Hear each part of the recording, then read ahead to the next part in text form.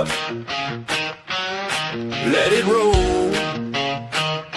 Stars and stripes in my soul. Steel toes on, boots in the gravel. Heartland truth on every channel. Open Bible, flag on the wall. We say what we believe or we don't talk at all. This is red, white, and raise hell. Cowboy hat, church bell. Can't scare us into silence. We were born to rebel from the back road to the beltway. We won't fade, we won't fail. Proud, loud, standing tall. Red, white, and raise hell.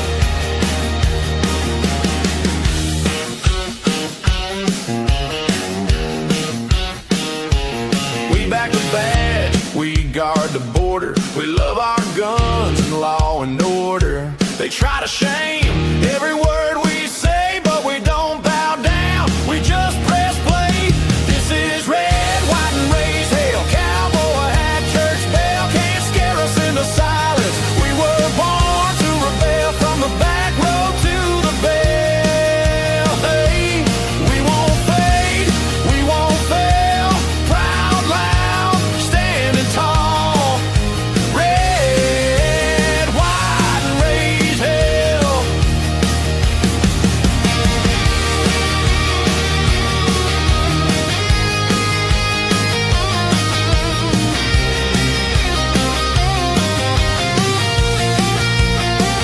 You can cancel the show, but not the crowd. We're still here, still talking loud. Hand of the free on every spell.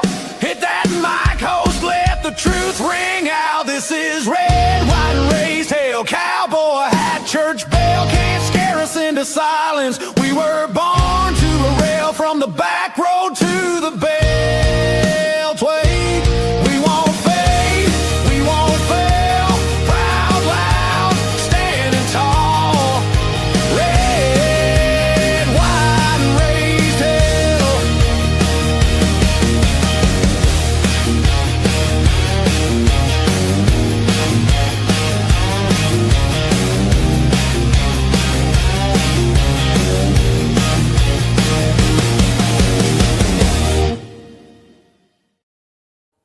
Whoops. All right, everybody. Good morning. Good morning. Thank you so much for being with us. We are indeed, strictly speaking, on a Monday, the 13th morning of the 7th month in the year of our Lord 2026. I've spent the last few minutes assembling a fantastic green room full of panelists and conservative stalwarts. And this is the one thing that I want you to realize that today's show is based on. It's about finding some common ground among people who agree on probably 99% of things in our country today. I know, because I agree with all of them on 99% of things. I just don't know where I am on data centers. And I've heard from so many people saying the exact same thing. I hear positive things about data centers and the need to move forward from conservatives. Then I hear, whoa, hold on a second. We can't do this from conservatives. What do? I figured we need to get as many of them in a room together as we can. And this is the way that we are going to do it. Let me give you just a little bit of a backgrounder on where we are and why we are about to welcome these 7 guests into this conversation. Increasingly, people across the country are protesting against proposed AI data centers, concerned that the centers will drain resources and strain power grids and cause noise and pollution. But a plan to build the largest AI data center in the world in southern Ohio is being welcomed by many with open arms there. Local 12's chief investigative reporter Dwayne Pullman reveals why the data center is being embraced in Pike County and how this plan could provide a blueprint for the future. Port's Technology Campus, where the future begins and the American people win. In March, Trump cabinet members and a long list of elected leaders gathered in a poor Appalachian pocket of southern Ohio to unveil a bold plan for America. Some of us believe we have to have caution. It must be enforced, as this unknown entity may represent the greatest threat for individual freedom ever conceived. We want to raise our kids in the country, a nice, quiet setting, and that's all kind of being taken away from us now. For Ohio resident Brianne Kidd, the construction of Meta's 800-acre Bowling Green data center across from her country home could upend the lifestyle she spent years building for her family. What it's taken away is our beautiful sunrise I saw every single morning. Now we see buildings and cranes, and that's the reason why we moved here, things like that. You know, to live in God's country and not Meta's country.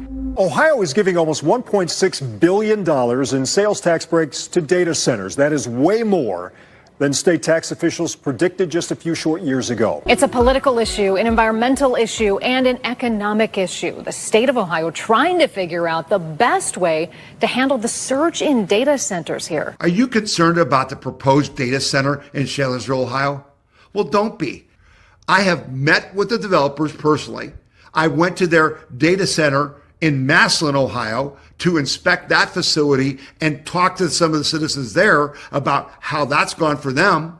I've talked to the developers about the energy use. They're not going to use any of your energy. I've talked to them about water use. They're not going to use any of your water. I've talked to them about sound. They're going to make the sound from the turnpike even less, let alone from the data center. And there you have it, just a little bit of a primer so you understand exactly what some of the complaints, some of the concerns, and some of the answers are from some of our panelists. And I want to welcome them all to our set right now. We're going to bring them in together. I will introduce them one by one, however. And you see on your screen a little bit out of the order that I had expected them to be, but that's okay. I was trying to group them by position on this issue here, but I've never had 7 people in this room before. The max we've had was 3. The last voice you saw in that little preview was the first person I will introduce. I've been talking to Tom Zawistowski about conservative issues in the state and in the country for years. He's the president of the We the People Convention and founder of Portage County Tea Party. Tom Z, good morning. Good morning, Bob. Thanks for having us on. It's a great panel to be part of. Thank you very much. Greg Lawson is a senior research fellow at the Buckeye Institute. He joins Tom in supporting the expansion of data centers in the state of Ohio. Greg, good morning. How are you?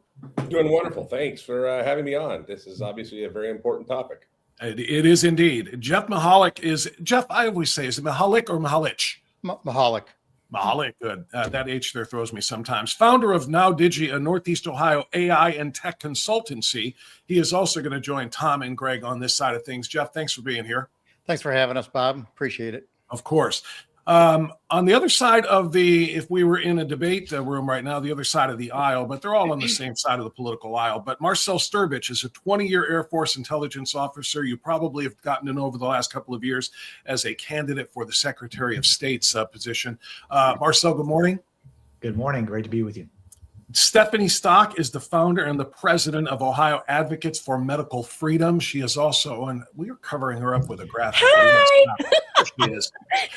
And Stephanie has also written a lot of legislation to try to move through Ohio, and she is worried very much about the expansion of these data centers. Stephanie, good morning. Good morning. Thanks for having me. John Marra is the mayor of Timberlake, Ohio. He is very active on these issues. John, good morning. How are you, sir? Good morning, sir. Very well, thank you. And Eric Watson is a business owner, and he is a former candidate for the Ohio House of Representatives as well. Eric, good morning. Good morning, Bob. All right, folks, I hope you don't mind if I give first dibs here to Marcell Strbich on the opposition side of this, because Marcell has got family obligations. He can only stay with us until 7:30, so we're going to try to give him as much room as possible. And then we'll have more of a level playing field. It'll be 3-on-3. But I really, I don't want this to appear to be this kind of a thing, a 3-on. Like I said, we're all colleagues, and 99% of the time we'd be in a room together wearing red hats and telling everybody, how much we support making America great and America first and so forth. This is just a very divisive issue, as I laid out in the beginning by just gathering a few media clips and putting them together.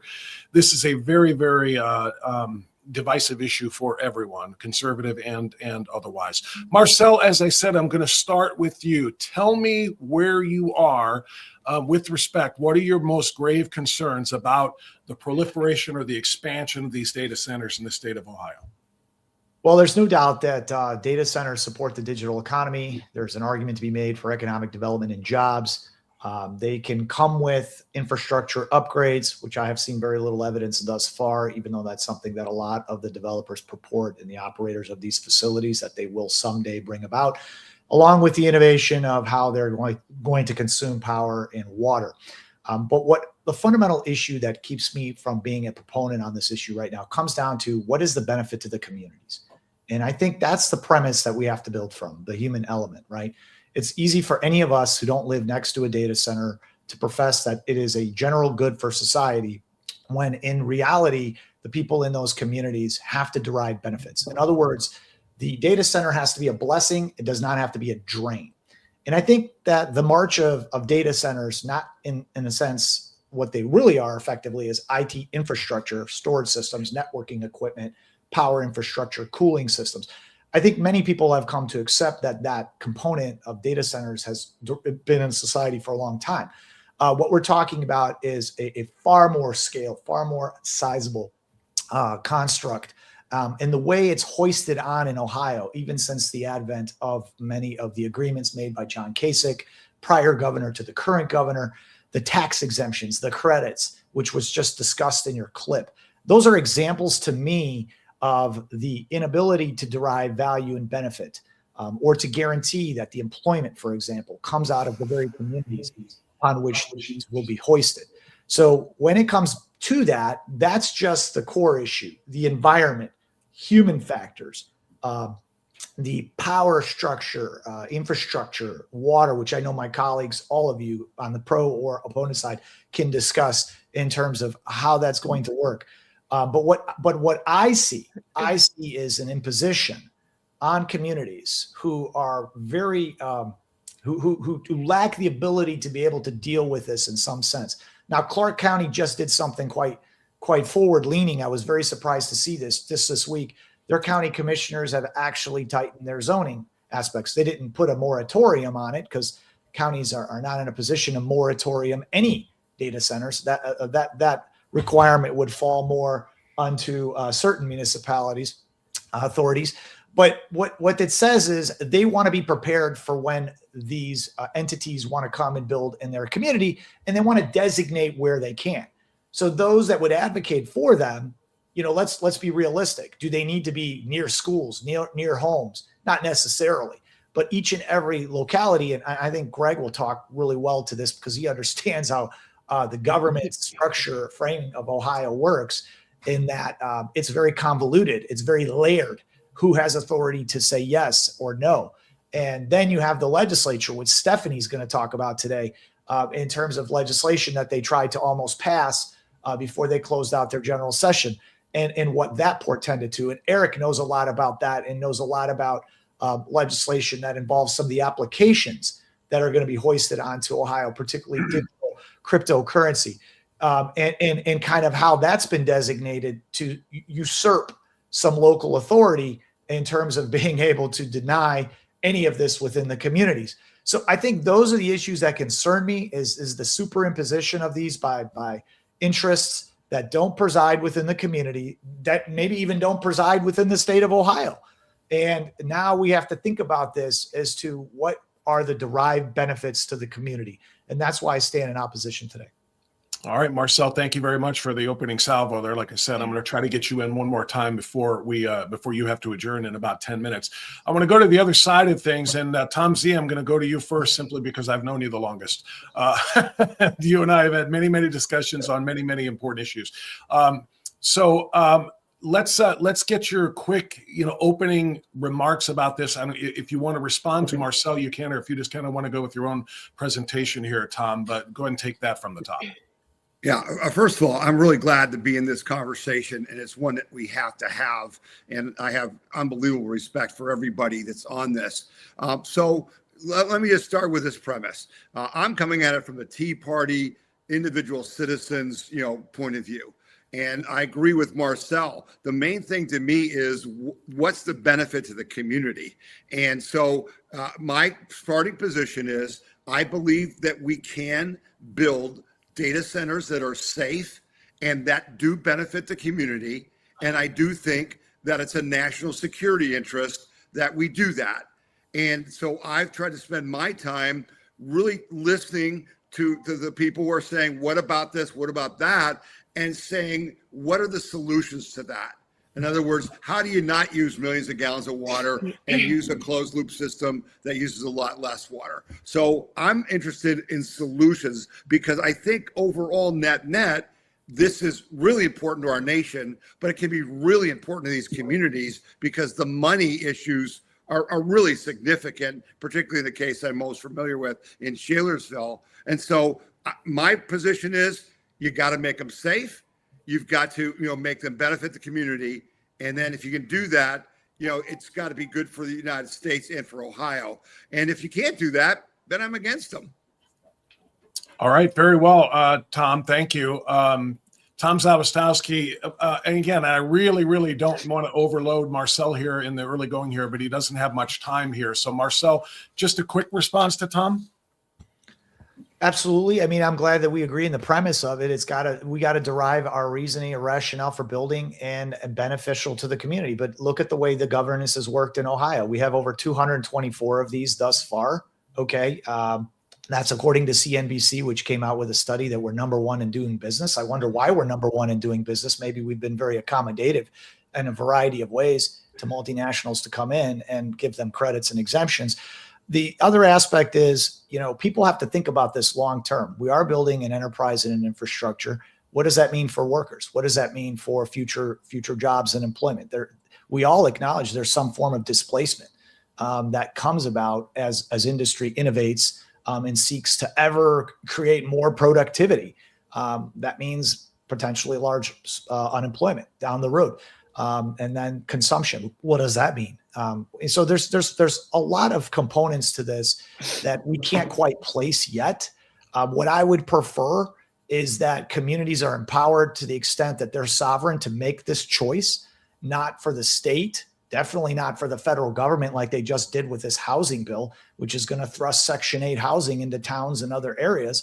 We saw this with the Federal Communications Act of 1996. You can't even cite where they're going to put up a 5G tower right now next to my kid's school, next to my house. So I just see that, large industry interests, special interests, because they have a seat at the table in Columbus, seem to continually get the upper hand in each and every venture in the name of expanding the national security, the economic interests. And I know a thing or two about national security, and I haven't seen enough evidence yet, even for myself, to suggest that we have to overload communities with regards to this or unevenly develop these in the rural areas. Because what you're noticing in Ohio is all of the major municipality counties from Cuyahoga to just recently Montgomery, where Dayton is, are saying no to this.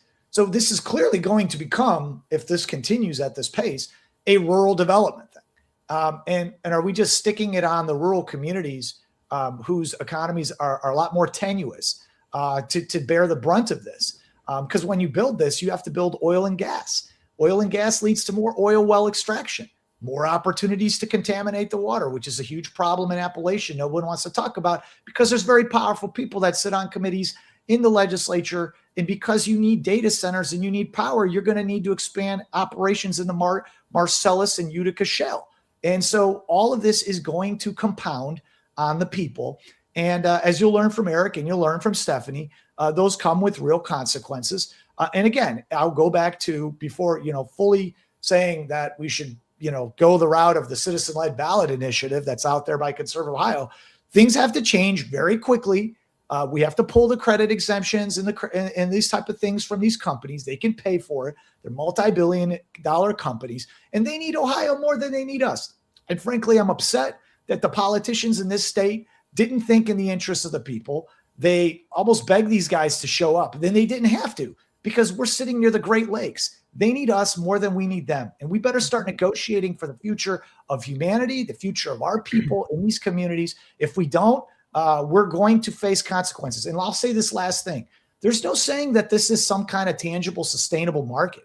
10 years or 15 years from now, I've heard some very informed kind of explanations that we could be looking at a bunch of skeleton data centers which aren't as utilized, because I believe this market was generated through institutional investors, private equity. They need to move a lot of capital, because if they don't move capital, what are they going to ultimately be able to build as their next innovative product? And their product, I guess, that's going to be hoisted on everyone is ChatGPT and a variety of these tools. And they're great, but you want to know something? Is that an organic demand signal? Or is that something superimposed? And I think it's more of the latter. Thank you for the opportunity to come on today. We can't hear you, Bob. Yep. Thank you very much, Stephanie. Marcell, that was fantastic. I really appreciate it. And I know you've got to go in about 3 or 4 minutes. So if you adjourn, we will not take it personally. We understand completely. Thank you for that wonderful presentation and perspective on this. I want to go to Greg Lawson next from the Buckeye Institute to respond to a little bit about what Marcell had to say. I kind of want to give everybody, even though Marcell had 2 shots here, the rest of us are going to be here for another hour and a half, but I kind of want to go back and forth and give me your opening salvo. Then we're going to get a lot more specific on questions. So Greg Lawson and Marcell has moved on now. Okay, so Greg, you're with the Buckeye Institute. If you would like to just give an opening remark on your belief on this, or if you want to respond directly to Marcell, as I gave Tom the same opportunity, go ahead.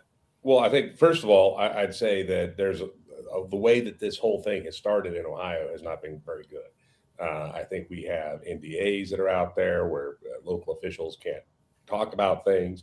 I think that's a problem. I think it also severs a lot of the trust that people have with the businesses. I mean, you know, I was talking with some folks from actually the industry during one of the data center joint data center committee hearings that the legislature had convened back in May and June, and you know, somebody was saying that when the oil industry was dealing with a lot of the horizontal fracturing, we were starting to see that revolution happen, especially in actually the Utica Shale and Marcellus Shale and all of that.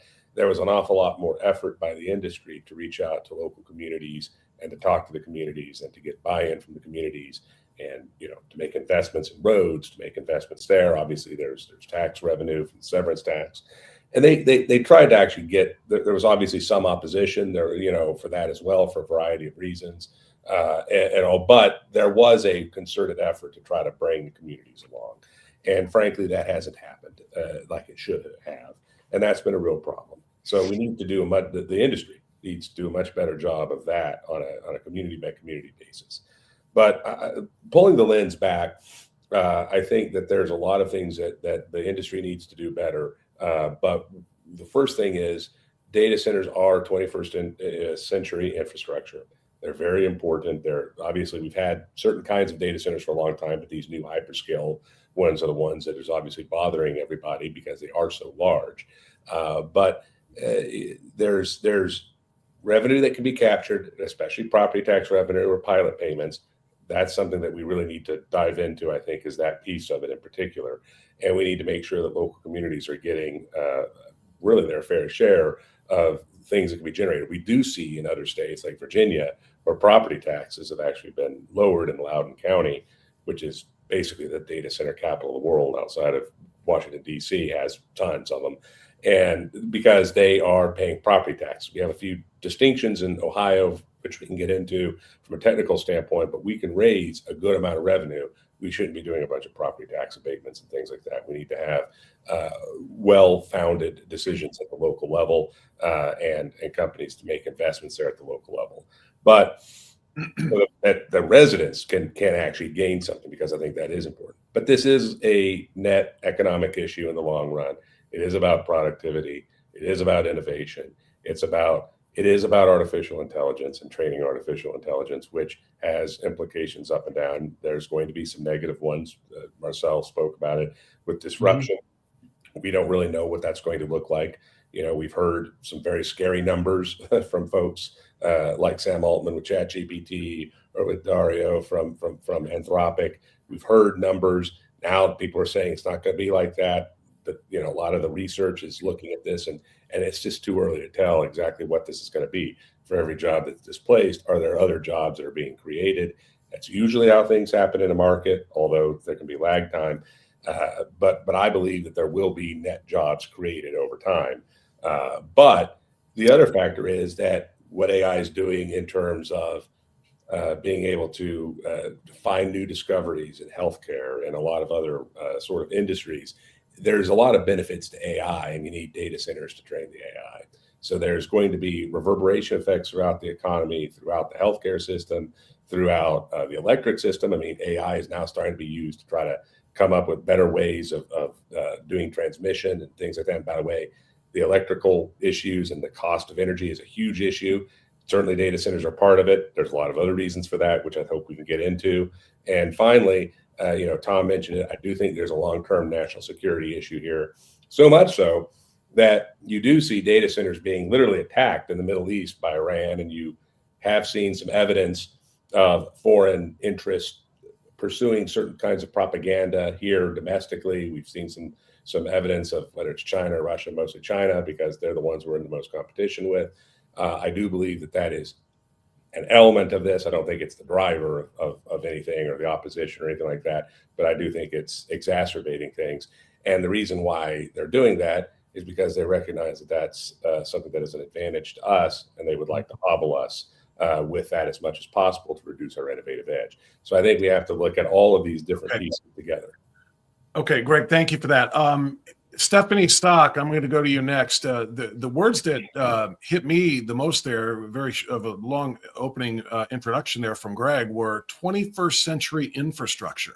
The kind of thing that if we were talking about 20th century infrastructure, we're talking about the electrical grid, and we're talking about, roads and highways and so forth. And this is the wave of technology in 2026 and beyond. So this is infrastructure that needs to be built. You can respond to that if you wish, or again, go off on your own with an introduction. Go right ahead, Steph. So, yeah, I'm probably not going to go on to the infrastructure part of it right at the moment, because the biggest thing that I've seen with people reaching out to me personally is the huge concern with mostly water pollution, some with the air, noise, light, like all of those things play a huge role, because right when they're located next to these communities, these are concerns.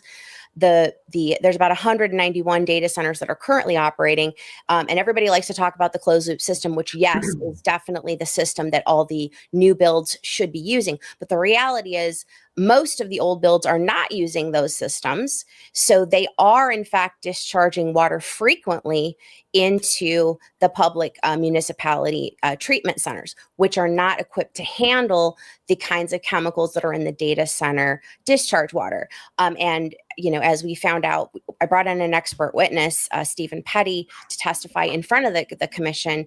And he discussed those issues, that those chemicals are not even monitored by the EPA. They're not required to be monitored. So when they say, hey, yeah, they're not on our radar right now, they're not they're not something that we have found with data centers. It's because they're not looking. So you can't find something that you're not looking for, and they're not required to set standards for those. So those are very big issues. And if we pollute our water, it won't matter how much AI we have if we have no clean water to drink, right? And the burden on the communities, as we do expand into, I know the EPA will be setting some standards for PFAS that'll be coming down the pipeline, I think in 2029, 2028, but it's not here yet. And when it does go into effect, all of the current systems that are taking in all this discharge water from data centers are going to be required to upgrade all of their systems to handle PFAS, and they're going to have an exorbitant amount of it because of what the data centers are putting in on top of the regular stuff that's in the environment that hasn't been regulated before either. So we're looking at a major cleanup situation, and that's going to be a huge, huge cost to the citizens. So those kinds of things have to be addressed. Also, again, the people feeling like they don't have a say. I mean, from the vaccine standpoint, I know what it's like. When you have a mandate thrust upon you, everybody rises up, right? And they're like, that's when they start protesting stuff, when you don't give them a choice. So I think with an issue like this, where it's a major effect on a local community, I do believe there should be a local vote on the ballot, because with all of these NDAs and everything going on, I'm hearing from people all over the state. They're in battles, fighting against trying to, whether the data center is going to be built over a big aquifer or whatever, and they have concerns and they're not being heard. And then their city councils are kind of being bought off, or a school, we're going to give this school $1 million or $10 million or whatever. And then pretty soon they're all bypassed. They're all coming in and testifying, they're protesting, but nothing's happening. Their voices aren't actually being heard because the data centers are wooing the committee members or some kind of school or whatever. And then so they're just getting it through, and the citizens aren't having a say. So I'm a very big proponent of there being an actual ballot vote. We do it on levies and everything else. There's absolutely no reason that we wouldn't do it for something like a giant data center right in a community where it's affecting it. So those are, there's other things too. Obviously the energy, I don't believe they should be tapped into our grid at all. But that leads to another set of, again, you have then they got to dig wells and they got to do oil. And then it's like, why aren't we using that to power our own grid? Why isn't Ohio becoming more efficient with their own energy and reducing costs? Why are we letting the data centers dig? And it's a very complicated, big issue. But the water and the pollution and the having a say are the biggest things that I'm hearing from people on the ground. Portions of today's episode are brought to you by Summer Place, high above Lake Erie on Lakewood's famous and beautiful Gold Coast. You're going to find the absolute best views of Cleveland and the most spectacular shots of the lake anywhere in Greater Cleveland. You're going to be there at Summer Place. So if you're looking for great food, cold drinks, and amazing vibes at a place with a view like this, Summer Place is your place to be. Now open for lunch 7 days a week, Summer Place features a scratch-made menu, by the way, in addition to a warm, welcoming atmosphere, perfect for lunch with friends, a romantic dinner, an office get-together, whatever you need. Every Saturday and Sunday, by the way, too, from 10 a.m. to 3, the best brunch you're going to find in all of Greater Cleveland. Also, Summer Place believes fine dining is about more than just food and drinks. It's about family, friends, and yes, helping. Inspired by the legacy of Mikey George, profits from Summer Place are shared with Awakening Angels, helping to transform the lives of those with Down syndrome, autism, and developmental disabilities. So take a seat, take a breath, take in the view, get yourself to your Summer Place, no matter what time of year it is, and also make sure you know that you are helping Awakening Angels. Reserve your table today at summerplacecle.com. All right, Stephanie, thank you very much. And going back over to the proponent side now, Jeff Mihalik is a businessman and the founder and president, Jeff, of NowDigi. Jeff, I think you're muted. Let's get Jeff unmuted there and there. Well, try it now, Jeff. So I founded NowDigi. We're a consultant firm for the small business market. I've been in technology for the last 25 years plus, and my goal, I've been an Ohio resident my entire life. I was born in Cleveland, have lived in Northeast Ohio my entire life. So I'm very concerned about our state and our communities. And so all the concerns that everybody on this panel have brought up are legitimate. And the thing that I'm, really want to see happen is that we don't end up with flat out bans, and we don't end up with decisions that are made at the community level that are based on, hyperbole or fear, because I think that isn't good for us in the long run. These data centers do have a benefit to the community, both financially, with construction and everything else. I mean, even with the tax abatements and other things, there is a net plus. When you bring in any of these projects, and the data centers aren't any different than, say, warehouses or retail outlets, where the community will give tax rebates to bring those things in. I live in Brecksville. We've got a big development on the south end of town that happened, and there were tax incentives given to those organizations and those businesses to come in, and it's going to be a net plus for the community in the long run. A lot of the questions that come up around water, I certainly agree that we have to make sure that they're not discharging water, but I do know that going forward, those systems are going to be more closed loop because they've developed them. So I was at the NVIDIA conference, I've been at the Microsoft conference. There's a clip of Satya, the CEO of Microsoft, talking about how the modern data centers that are going to be built, and this is mainly what we're talking about, is new construction, those are going to use less water than most restaurants do. I was 15 feet from Jensen Huang talking about the new Vera Rubin chips and how they're closed loop systems and how efficient they are. So, I think that issue can be mitigated. So it's not, again, we just don't want to see somebody come in and say, oh, we're going to ban it because every data center is using all our water and polluting the environment, where, on the whole, that's just not the case. And there's many other businesses that, car washes and golf courses that use far more water and also put chemicals in the water in the end. And, we have methods to clean those out. I think the bigger question on energy, which I think is certainly something that we need to be concerned with. Obviously, in Ohio, we've got a lot of natural gas. I think those, the ability to tap into that is one of the reasons they're here. And obviously the water, because we've got Lake Erie, the Ohio River. So we've got, the Great Lakes are 20% of the world's fresh water. So Marcell was correct in stating that, that resource is very attractive, and that should give us some leverage when we're talking to these businesses that want to come in and invest, that, they're going to want to tap into our natural gas and our electricity.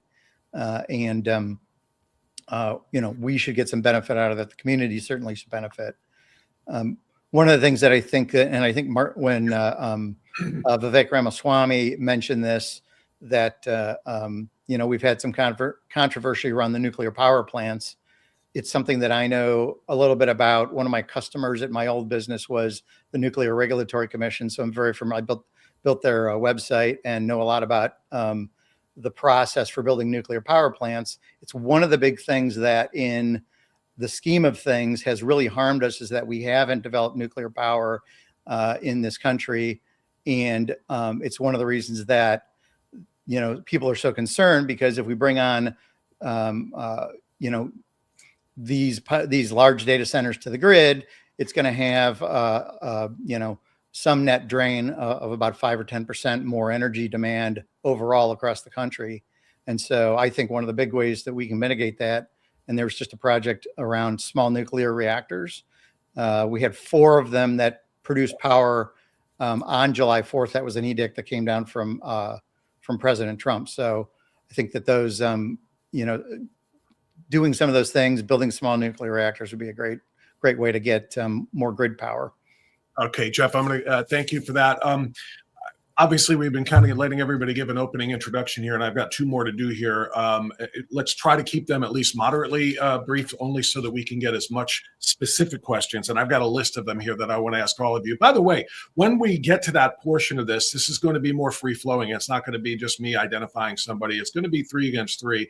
And if you want to buttress your colleague's point on this, and if you want to rebut another one and so forth, it's going to be much more free-flowing, FYI, as we get into it. But some opening remarks now from both of them are going to be on the opposition side now. It was a little bit unbalanced because of Marcell having to leave. But let me welcome Timberlake Mayor John Marra to the discussion. And Mayor, go ahead and give us your opening thoughts on the data center proliferation. Yeah, good morning. Let me clarify. I'm not totally opposed to data centers. I'm just opposed to these mega data centers. There's a difference between the ones that they're proposing and the ones that we currently have. The ones that they're proposing are obviously 10 to 20 times larger than the ones we have now. And, getting on Stephanie when she was talking about the water quality, and we'll touch more on that later, but, yes, they're going to use less water with the closed loop, but you need more power, generate more power for that. And these behind the meter natural gas turbine generators that they're going to be installing now to take care of this power, they need water, because again, the secondary turbine in those need water to produce steam to basically make them more efficient. So, there's always a trade-off for everything. And again, the closed loop system, they have to be purged, which means those forever chemicals have to be purged into the wastewater system, which again, being a former sewer contractor, those chemicals these treatment plants are not designed to treat these forever chemicals or any chemicals for that matter. What they end up doing is getting passed through. And then even these closed loops, they need more water to dilute these chemicals so that they can meet the EPA requirements for the minimum amount of or the maximum amount of toxins that they're releasing in there. So that's one of the things. And then the other thing is, I think the biggest concern is I went through all the when they had the select committee on data centers, the one thing that disturbed me the most is that they basically discounted any of the public's legitimate concerns about the pretty much about the concerns about the environment. They discounted all those and said that was misinformation on social media. And that was the most alarming to me, is that they really didn't take the environmental hazards seriously. And really, I think the most thing is that, we want these data centers, but just not near residential areas. I think that's what we're going to touch on. So that's my opening for now. There's a lot more again I want to get into, so we'll get into that as we go into this. But yeah, that's where I'm at. Again, I'm not totally opposed. We need them, but then again, just we don't need them in residential areas. This is why we're here. And I think Stephanie told me something like that when we were planning this whole thing as well. She could almost be a proponent for this, just depending on the circumstances and the regulations, if you will. So I think there's a lot of common ground here. Eric Watson is a business owner and, again, a former candidate for the Ohio House who was recommended actually by Marcell. I'd not met Eric before, but recommended by Marcell to be a strong voice here in opposition to the data center expansion. So Eric, go ahead, your opening thoughts. Hi, Bob. Thank you for having me. Just want to let you know also, I was recently appointed to the State Council for the Maha Institute. So I will be working closely with them as well as other representatives in the future and projects here in Ohio. Great. One of the biggest, it's a multifaceted issue, as we all know. Myself being a small business owner, I love cash. And one of the biggest things is that with the blockchain technology, AI, data mining, which is going to lead to digital asset mining, we're going to see a shift away from a cash society heading more into a cashless society. I mean, pattern recognition is what shows you that. Also in House Bill number 116, that's enact the Blockchain Technology Act that's currently in the Senate committee. I gave testimony to this, but we actually have an issue because they reference data centers as digital asset mining businesses. When you look at the definition of a digital asset mining business, and then you look at the definition from the legislator of a data center, they're very much the same thing. So that's concerning because on page 40 in paragraph B, it literally lays out a welcome mat for data centers, AKA digital asset mining businesses, to go into any industrial zoned area as long as guidelines are met across the entire state of Ohio. That literally opens up thousands of locations across Ohio. Very alarming, and it gives statute authority. If this was to pass and become law, it gives it statute authority in the state of Ohio for digital asset mining businesses, aka data centers, to go into any of these industrial zoned areas. It could take away the township's ability to rezone or replan. In the event that it does, in paragraph E, it actually says that digital asset mining business can, paragraph, let's see here. Yeah, paragraph E. And then it actually says that it gives a digital asset mining business basically a legal strong arm so that if they feel discriminated upon because of a political subdivision of rezoning or replanning, then they can take that to the common court of pleas. That's not right. That is a workaround our constitutional rights of our local elected officials that constituents at the local level want in there. It's not supposed to work from, the top down. We're supposed to be going from the local level and going up to the state level and then to the national level. That's how it's supposed to work. And I think the mayor would agree with me on that as well, because you're closer to those constituents when you're a local elected official than if you're up the ladder. Becomes a big problem. The next thing is that as we move into a cashless society, we have to use what's called smart contracts. This terminology is actually laid out in House Bill 116. And one thing I enjoy doing is research. So when I bring things up, I do a lot of research to make sure I have clear evidence that supports what I'm saying, because the only thing that's going to get us through this period is truth.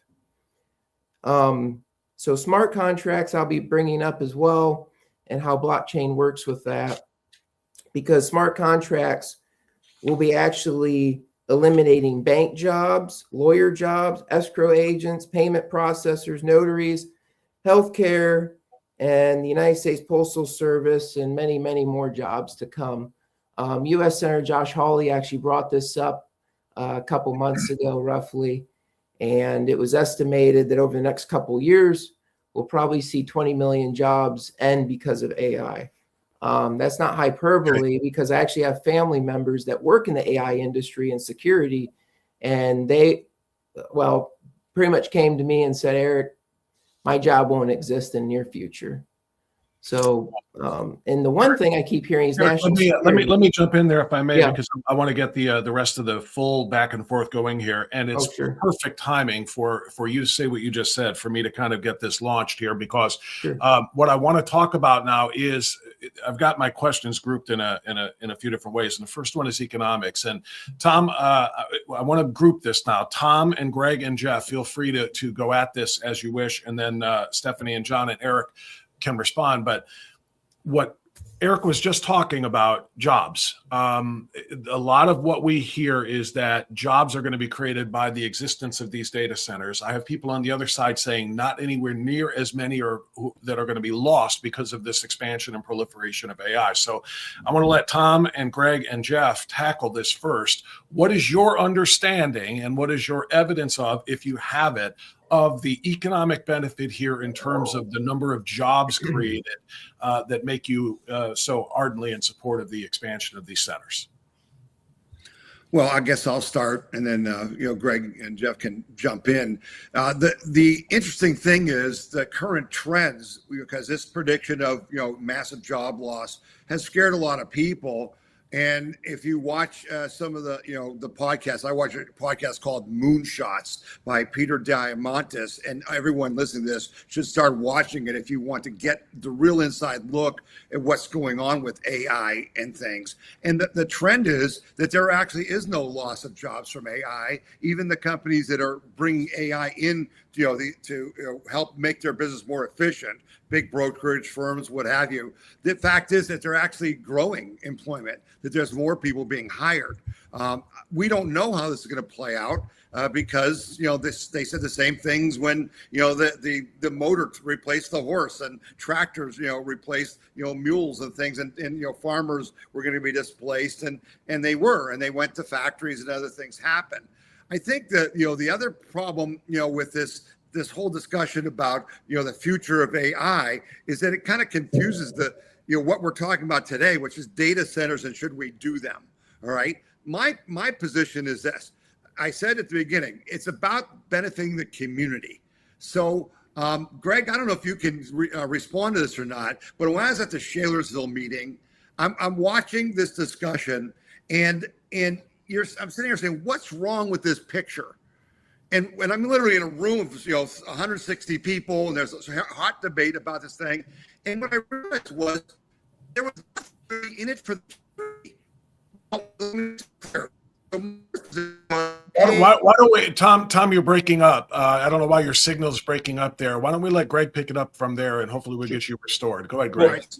Sorry. I think the first thing I'd say is that we don't know everything that's going to happen, because we're still in a very kind of the infancy of this industry, and some of the things that are happening and how quickly models are changing. We just had Mythos come out, and there was a delay of it because of national security implications and stuff. And now it's been partly released as Fable on Anthropic. It's one of the high-end models. And so things are constantly evolving. And so that's definitely an issue.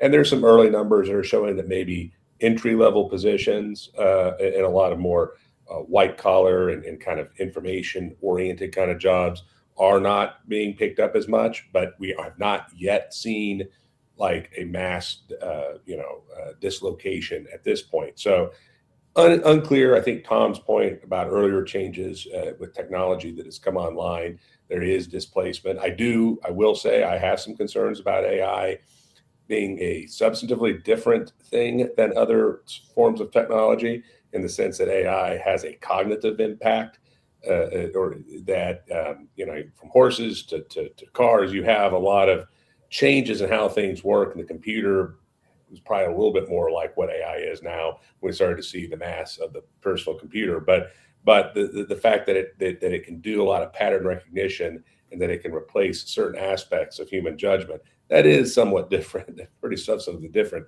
than previous technology. So I can understand whether it's the fear and whether it's the concern there. That said, early numbers, I think, are not showing mass decimation. It's certainly, at least not yet. And the other thing that's always a challenge for folks that are generally free market advocates, like the Buckeye Institute, is the unknown, the things that are going to happen in the future that you can't necessarily predict. And whenever you try to make a policy that is based upon an extrapolation, based on incomplete data, which by definition is incomplete because it's forward-looking, you have challenges, and you're potentially snuffing things out before you know. So I am sensitive to the fear that's there. I have some concerns about AI in general, more than some of my colleagues do, because I have concern, but I don't believe that the answer is dialing it back, because frankly, in a certain sense, we're in a little bit, I've used this phrase legislature before, but we're in a little bit of an Oppenheimer moment. And that may seem a little bit like hyperbole, but I think that there's an interesting analogy here. When we developed the bomb, right, it was done because we were in a competition. We were at that time concerned and fearful that Germany was going to acquire the bomb first because they had really great scientists over there. And if we didn't do it first, they would. And so the thing that worries me sometimes is we're going to have to adapt to things as they change. But if we just try to stop or try to slow it down arbitrarily, that doesn't mean other people are going to do that either in other parts of the world. And I think that is something that is a great cause of concern to me, is the notion that we are somehow going to be able to do that. I don't believe it's true. I think that somebody somewhere is going to continue to do it. And right now, the person or the entity that's going to do it are not our friends. They're our number one geopolitical opponent. And depending on how that goes, you could literally see the entire way in which we process information being controlled by entities that are outside the United States. I have a real fear about that. We need to be very cognizant of that as an issue as we move forward in this overall fight on AI. Okay, thank you, Greg. Guys, what I'm going to do, because it is so easy to morph from one element to another and all of these different things that we're talking about here, I want to try to really stay on each individual question at a time, and we'll move to the other things later. But let's focus on just the job issue here, which is, again, going to narrow scope this a little bit so we have time for all of the other questions here. Jeff, did you have any thoughts on the jobs? As a business owner and the founder of NowDigi, do you have any thoughts on the job creation that AI brings versus the job killing, or that the data centers bring, versus the job killing nature that many say is a part of AI expansion? Yeah, the data centers, obviously, we can talk about the construction jobs and things like that. One thing that people don't tend to think about is that, if these data centers are these mega data centers, the construction times on these are generally anywhere from 3 to 10 years. So you're going to have these build outs happen over a long period of time, and it'll continue to help the local economy and hire those workers. As far as AI goes, what Tom said is correct in that the data right now is showing that for every, and there's a study out that showed that for every company that was spending on average $30 per employee had increased their employment by 10%. And those companies that were spending, zero or less or $0 on AI, that their employment had stayed the same or dropped.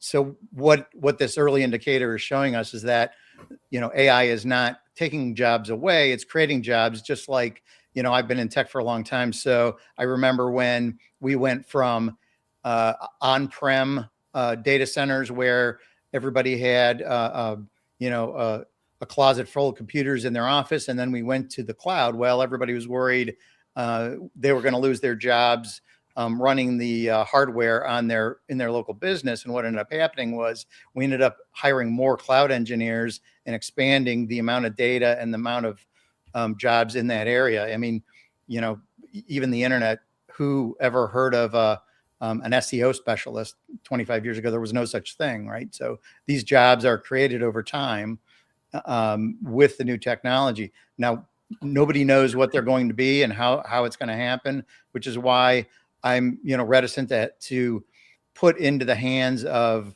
politicians who, in a lot of cases, don't know anything about the particular topic, who try to be experts and legislate around the technology they don't know, and then end up doing, like I said, banning a certain technology or severely limiting it, like they did with nuclear power years ago, because people were scared of it. So now we don't have, free, clean energy or abundant energy that we should have. And this is no different, as long as we can mitigate the other things. Portions of today's episode are brought to you by Keeping Medicare Simple. For nearly 6 years, I've been referring friends and listeners and fellow seniors to Medicare specialist Mark King. And every report I've received has been filled with praise and appreciation for Mark's help. That's why I continue to recommend Mark and send you to Keeping Medicare Simple. Look, the Medicare annual enrollment period is coming up fast. Changes are coming for the new year. They always do. Your current plan may not offer the same benefits, coverage, provider network, or prescription drug costs next year. So now is the time to call and schedule a review with Mark before the annual enrollment period begins. Understand what's changing. Make sure you're still in the plan that best fits your healthcare needs and your budget. If you're turning 65 in the coming year, don't wait until the last minute. Mark can make sure you understand your choices and avoid costly mistakes. Prepare for Medicare with confidence. Call Mark at 440-832-8936 or visit keepingmedicaresimple.com. That's keepingmedicaresimple.com, because choosing the right Medicare plan does not have to be complicated. I trust Mark King, and you can too. Thank you, Jeff. Okay, and what I'm going to do now too, just in the interest as I'm seeing this thing pace out here a little bit, I want to get as much ground covered as possible. What I'm going to start doing, guys, is I'm going to put a two minute timer on each question for each side to answer, and you can kind of do that, or maybe I'll do 3 minutes. That way, if each of you want to do a minute a piece or so, you can kind of gauge that yourself here. I just want to cover as much ground as possible. I still have a lot of questions on the jobs, and I want to get to the other side on that now. So Stephanie and John and Eric, what I'm going to do is give you guys 3 minutes to, amongst yourselves, tell me the truth as you see it about job creation for A, the centers, and B, or the job killing nature of it among AI itself. I mean, I'll probably be the quickest because this isn't my big topic here, but yes, I do. I mean, there are going to be some construction jobs, temporary construction jobs. Like there's going to be some people that work in the facilities. I do see. I was a physical therapist assistant, so healthcare is always on my mind, of course. I do see them phasing out doctors probably altogether with AI because you type in your symptoms, blah, blah, blah, they spit it out. I'm a little bit concerned about losing the humanity aspect in healthcare. And so, of course, that's on my mind. And also, eventually, we create jobs in the short term, but what happens in the long term? Do we build the system that makes us obsolete? And that is, I think, what everybody worries about. Nobody's worried about job creations right now. The unions are chanting for the data centers because right now it's a job. But what happens when we have robots and they can replace a mason or whatever? I mean, this is stuff we have to think about coming down the pipeline. So we don't know the numbers, you're right. But those are things that are on my mind, especially the humanity component in making decisions, like specifically in healthcare, when it's just, AI doing it versus a human who's sitting there with the patient looking at them and their family members. I'm going to chime in here and just say that as far as the jobs, I don't think they create enough jobs to offset the tax abatements that they get. The biggest tax abatement they're getting first is the sales tax exemption to build these huge mega data centers. I mean, Ohio's losing billions of dollars in just sales tax exemptions alone. And then the next thing is that when they build these things out, I mean, like I said, you got jobs here. I mean, they're only temporary. I mean, they're only going to be for so long, and then again, they're gonna end. So, the other thing is that it's the jobs themselves, the income that they bring in, the revenue, they're only for the local community itself. It doesn't help the entire state completely, except for that little sliver that we get as far as the sales or the income tax from the state. So, that's where the biggest thing is. I mean, it's really the the property tax exemptions would hurt the most, because by giving them a 75% tax abatement on the income or on the property tax, the problem is that everyone else has to pay more. I mean, as you know, 2/3 of a property tax goes to pay for schooling.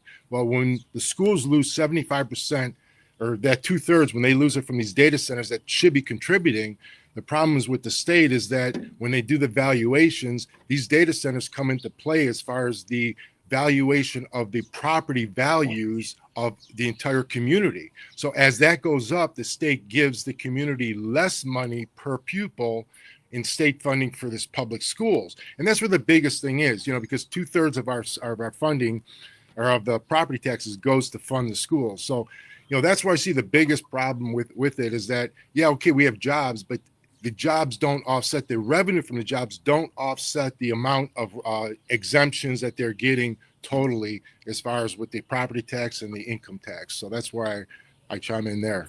I appreciate that. I'm going to move to the next question. Hey, Eric, Bob. you can go first if you want on it, because you didn't get your part of that 3 minutes there.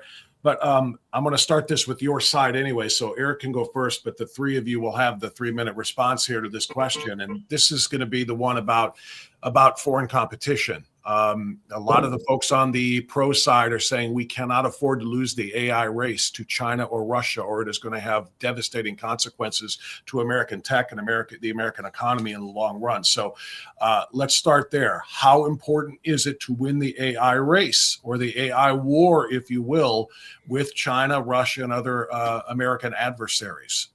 So the con side, Eric, go first. Well, the first thing is the national security memorandum that the Trump administration put together. In the overview, it says through the memorandum, agencies are directed to improve services to the public. That ain't happening too well in Ohio, across the nation, as far as I can see. And then secondly, it says while maintaining strong safeguards for civil rights, civil liberties, and privacy.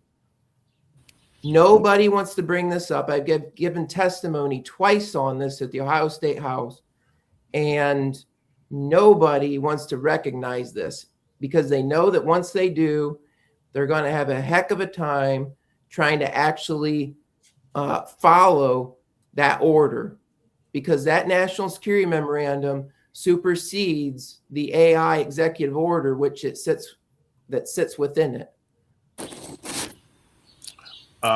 Team, Stephanie, John, thoughts on that part of this?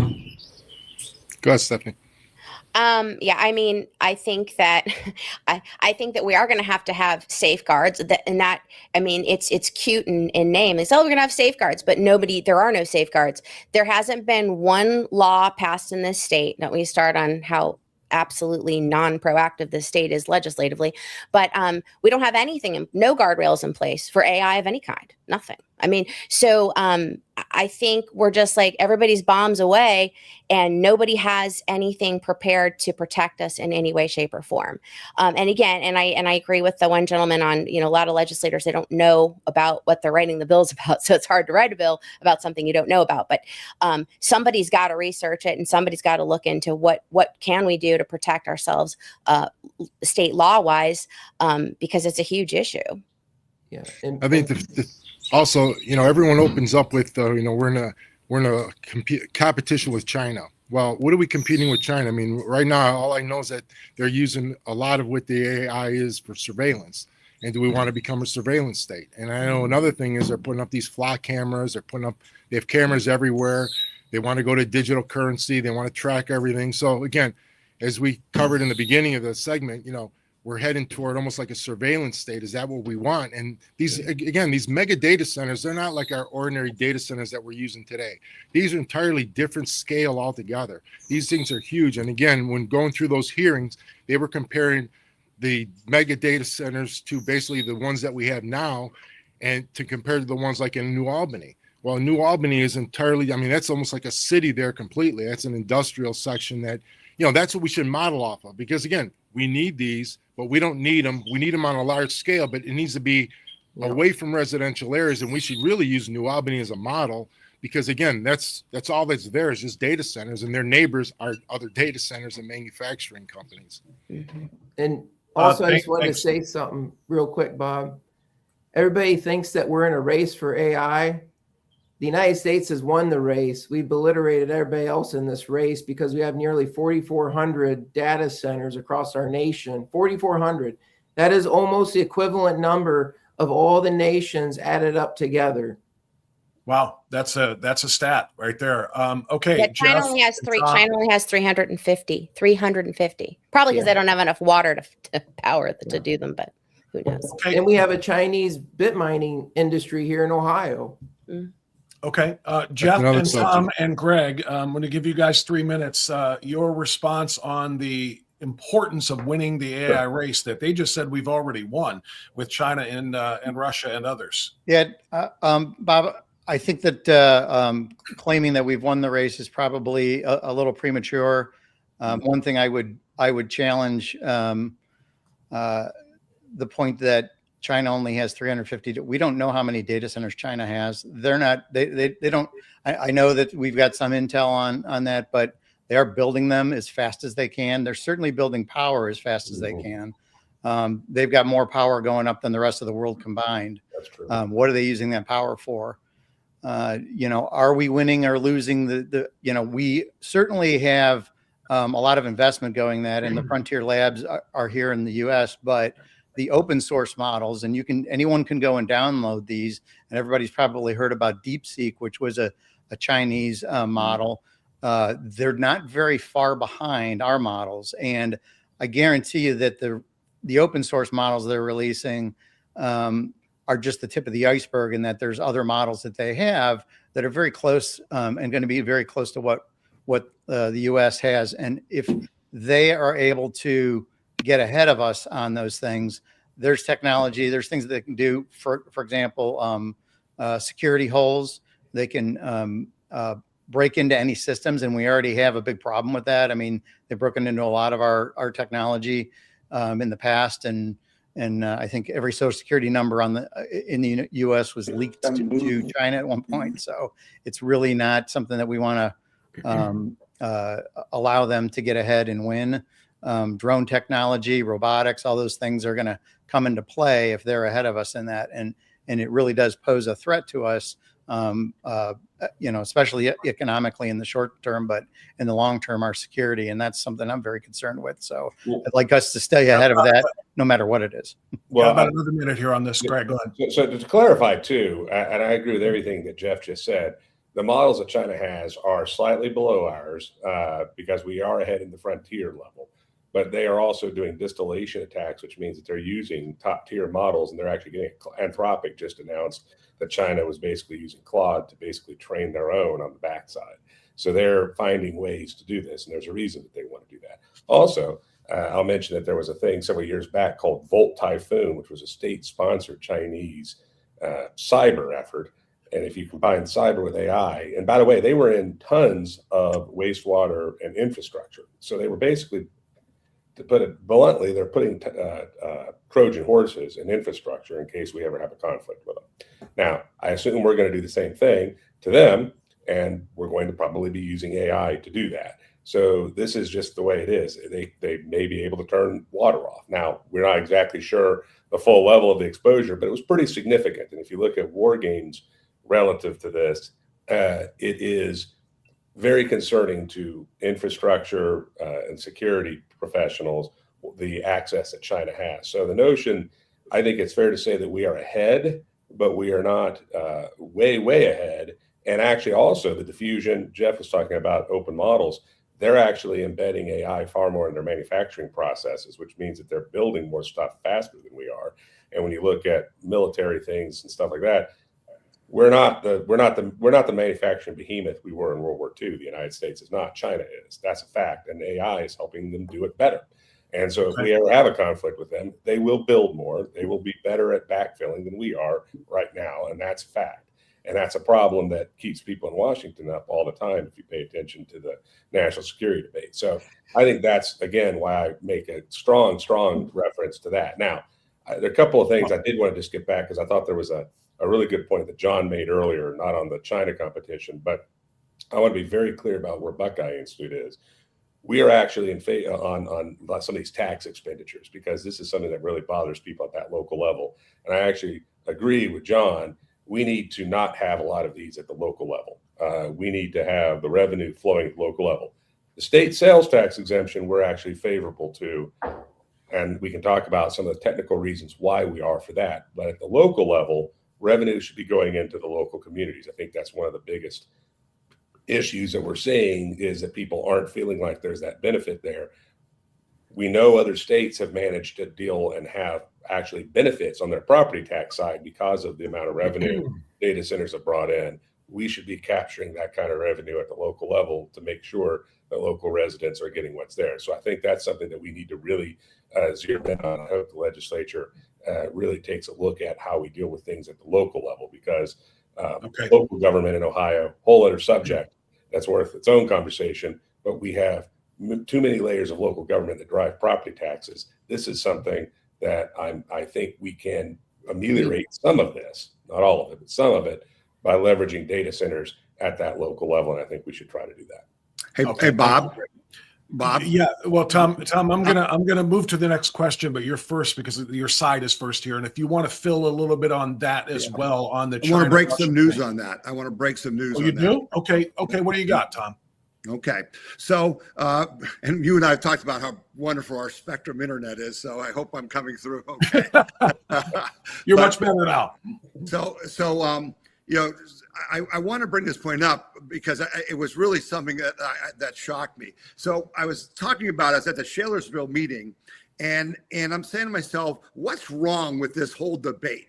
And it occurred to me that telling people, hey, you should like these data centers because we're not going to poison your water, we're not going to, hurt your environment, you should just accept them. That's like a really weak argument. So then I said, well, what's the benefit? Well, in Shalersville, the school district is going to get $5 million more. Their budget's going to go up like 50%. The township budget was going to go up 100%, double. The fire department. And then I said, but wait a minute. No, there's that Spectrum again, Tom. It's got you. Yeah, that's not working for whatever reason, and that's unfortunate. I'm gonna move here, guys, only because again of the clock, and I want to get some of the questions from our live chatters here. Tommy, you back? Yeah, he's still cutting out. Tom, why don't you log on through your phone and just use your data? Yeah, maybe that would be better. Maybe Stephanie, I'll do that. Thank you. Thank you, Stephanie, for that too. Okay, guys, I want to move to the next one, and then I want to get to some of the questions from some of the folks in the live stream or in the live chat. I want to talk, and Greg and Jeff, you'll have to be first on this. Conservatives usually champion free enterprise and private property rights, and we're all conservatives in this conversation. If a private landowner wants to sell land for a data center, why should or shouldn't the government and neighbors interfere? And bigger picture, where do you draw the line between protecting private property rights and protecting an entire community from unwanted development? Greg, Jeff, go ahead. Well, we are big fans of the private property rights. We think that, and there's been some restrictions not just in the data center area. First of all, we don't like the bans at the local community. I think that's deeply problematic. I think that we should be able to let people, generally speaking, do what they want to do with it. Again, there needs to be a benefit to the community. That's why we need to make sure we get our tax policy and obviously the regulatory policy for safety issues correct. I agree with all of that, but we should be able to allow people to make those kind of decisions. And I will be honest, the state has engaged in things where the state has said, local community, yes, we have home rule in Ohio. Frankly, I think our home rule in Ohio is actually a bit of a challenge. I think it's actually been a broad issue, and it's part of the reason we have high property taxes. But I'll digress on that point for a minute. And to say that one of the things is we've done preemption. The state has done preemption, and that's not on the table, by the way, right now. But when we were doing fracking, there were a lot of local communities that tried to ban and prohibit us from being able to do that. And the state basically did a statewide preemption, said, no, you can't do this, and create a patchwork of regulation because of how many different local government entities we have. The problem with local government in Ohio is we have too much of it. We have, way more layers of local government than southern states and western states do.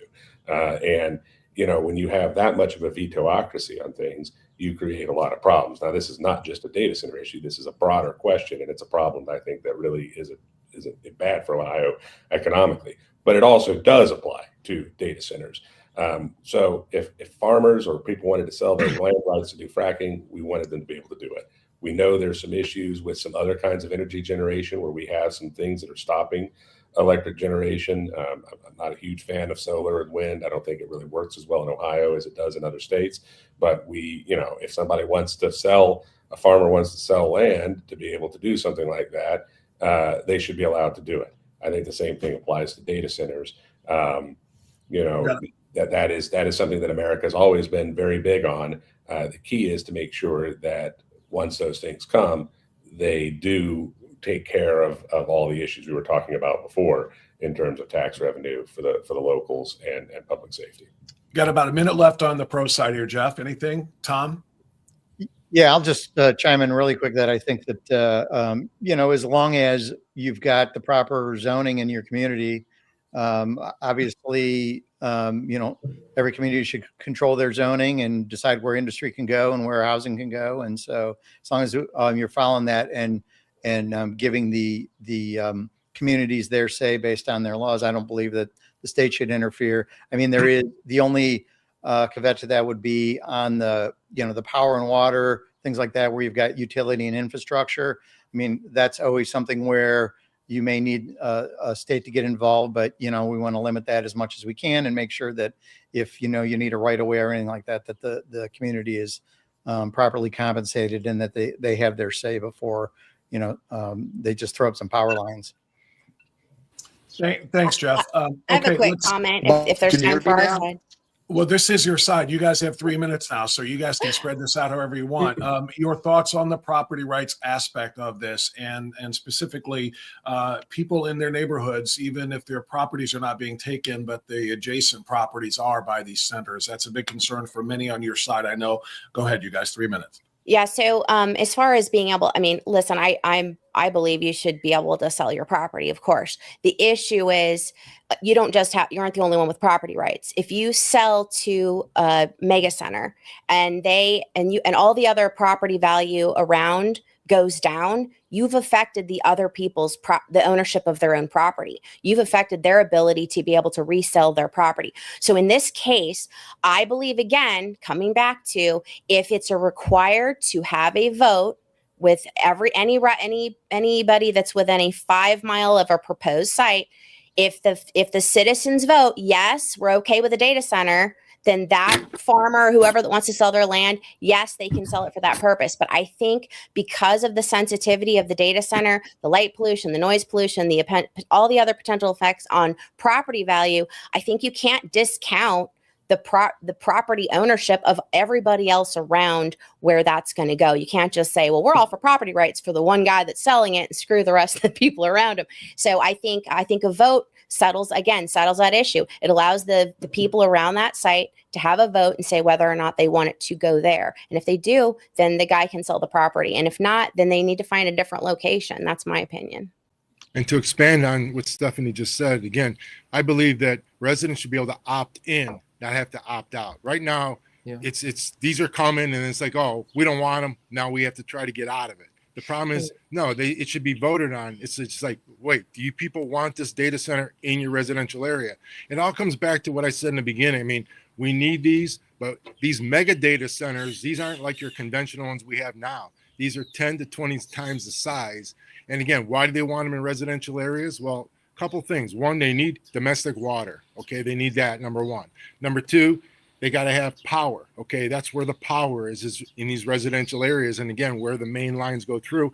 And number three, they need fiber optics. So they have to have a fiber optics to feed that. So those are the three things they need. And that's why they're in residential areas. But see, I think, again, what we need to do is it needs to be more broad. I mean, we need to put them in areas, local areas. And I think I talked to Greg once before on this, where I said, we need to create these areas just like we have in New Albany. You have, 4 or 5 carve out areas where you have these huge areas where they bring in all the mega data centers there. And again, with this behind the meter power generation, that's all great. But see, what we're not touching on, and I'm sure we'll get on that again, is the power generation side. we're not going to have enough power in 2030 for all these data centers that are going to be coming on. And I'm sure that's going to be in the next segment here. Yep, he's exactly right. I actually attended the Decimal Digital Data Center public forum with the city council in Monroeville. And it was brought up that we only have 25% of the actual infrastructure in the state to run these proposed data centers. 25%. That means that you're going to need a heck of a lot more infrastructure. That means more high tension power lines streaming across people's properties and farmland. And on top of that, Ohio's, one of the largest agricultural states at $15.4 billion market value. That's pretty significant. 87% of Ohio farms are family owned and operated.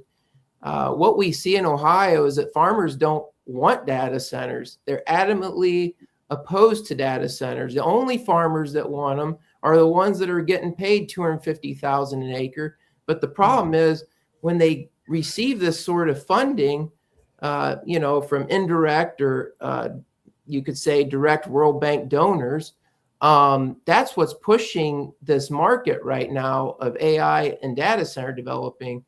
The money is like endless because it's connected either directly or indirectly to World Bank donors. So it's endless. It's an endless supply almost. On top of that, you now have the issue of constituents' voices not being heard at the local level. The reason is because when they go to their elected officials and they say, hey, do this, do this, do this. Well, what happens is at the local level, because there's, not as much funding as a data center developer has, the army of attorneys come in and they corner the one or two attorneys that maybe the city council has on retainer or whatever. And they basically fold because they don't have that type of funding to keep fighting this. Okay. So that's a constitutional issue at this point. Okay, Eric, thank you. So here's what I'm going to do. Again, this is really weird how this is. My next question was going to be about power generation and about the electrical grids and so forth. And you guys literally segued right into it. So here's what I want to do for the balance of our time here. Rather than one side and the other side, I want this to be free flowing now. I'm going to ask the next question. I'm going to put 3 minutes on our clock. And by the way, if y'all can see your screens while we're doing this, I'm going to do this for you so you can see literally where we are, because I want everybody to kind of abbreviate their comments as necessary. So we can get all of this stuff in. So I want this to go both ways. You can respond to your opponents. Again, we're all kind of on the same side here, but in this issue, as you wish. This isn't going to be just one side against the other. And the question I had written was, which again, you guys already started to address, is can the Ohio electrical grid realistically support large-scale data center expansion without driving up costs for homeowners and manufacturers? And should existing Ohio residents bear any increased utility costs so that multinational tech companies can expand here? So it's both a capacity for the grid and the power to be generated to run these things, and then the cost of that capacity. So I'm gonna open it up here, and I'm gonna let Tom, since he's had the most problems with this, start. And he's now back, it looks like, on the phone. Nice suggestion from Stephanie there. So I'm gonna put 3 minutes on the clock here to debate this out. You guys can take this as you will. Go right ahead. Well, Tom, so let me just say that I agree. Oh, your phone froze too, Tom. Okay, let me just say that I agree 100%. Give it a shot, Tom. Okay. 100% that the PUCO has really dropped the ball on the energy side, and we are really in a big problem. Even before the data centers, we were having problems with, having proper generation. It has to do with the PGM consortium that we're in, where Ohio is generating more power, but it's not being used here in Ohio.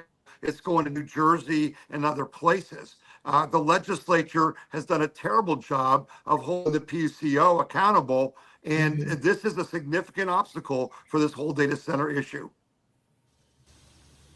Free for all, guys. Yeah, totally agree. And we're also, Ohio's tapped into multiple states' grids. I mean, I'd be a proponent for, let's develop some power centers for us and have our own independent Ohio grid that's safer from China, by the way. And make these other data centers build their own. I believe, and I mean, I've written legislation on this. It's still not back from LSC, but I believe that any new development needs to have their own off the grid power source. That way there can't be any way they tap into us. There can't be any way we have rolling brownouts. If they're responsible to get their own power, they will do it. If they're responsible, they can afford to pay for it. So we should have them do that. I mean, that's what I believe. And that's what everybody that I talk to believes. Well, the other issue is that, we're going to burst the bubble of artificial intelligence here. We're going to go into quantum technology. Yeah. Many technologists already know this. So they're hurrying as fast as they can to build these big data centers that require way more energy when quantum technology is going to require a lot less energy.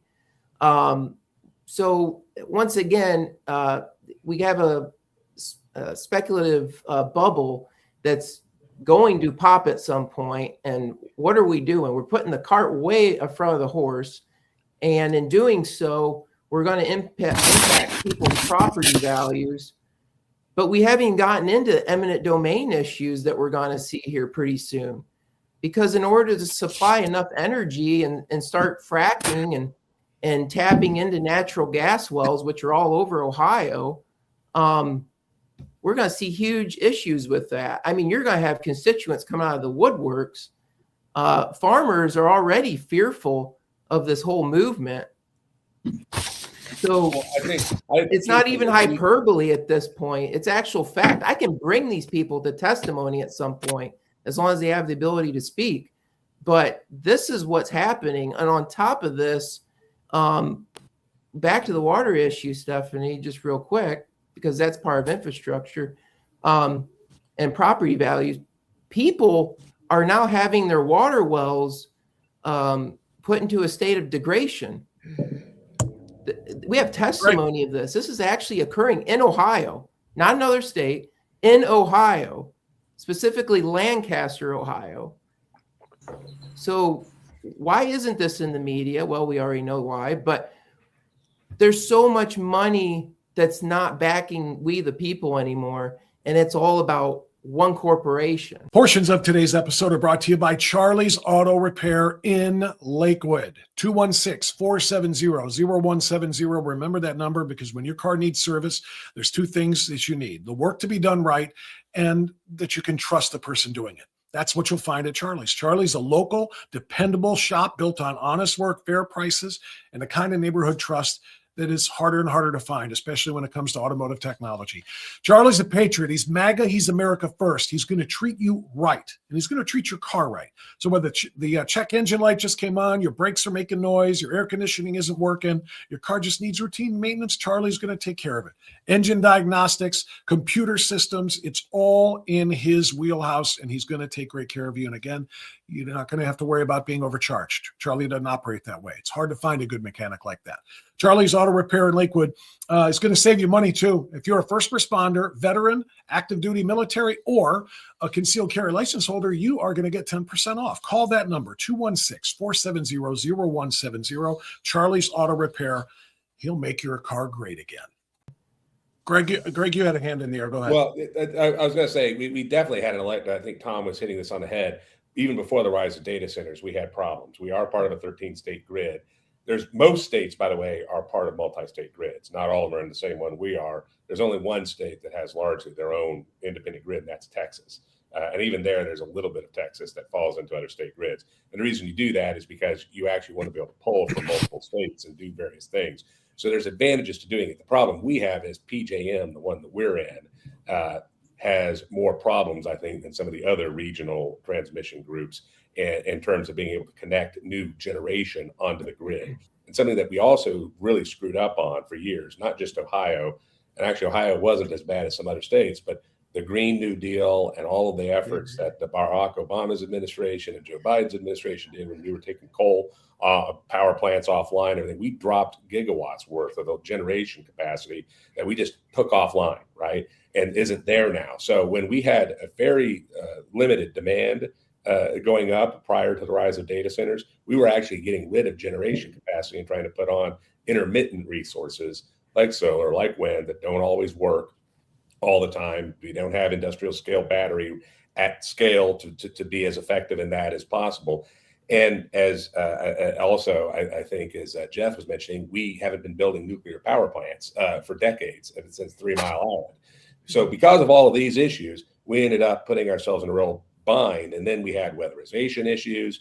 And by the way, we have a grid that is, in many respects, at the end of its lifespan because of some of how it was built. So we were actually going to have to redo and upgrade. And we have old technology on a lot of these lines. We could do what's called reconductoring, which actually improves the power lines, makes them more efficient.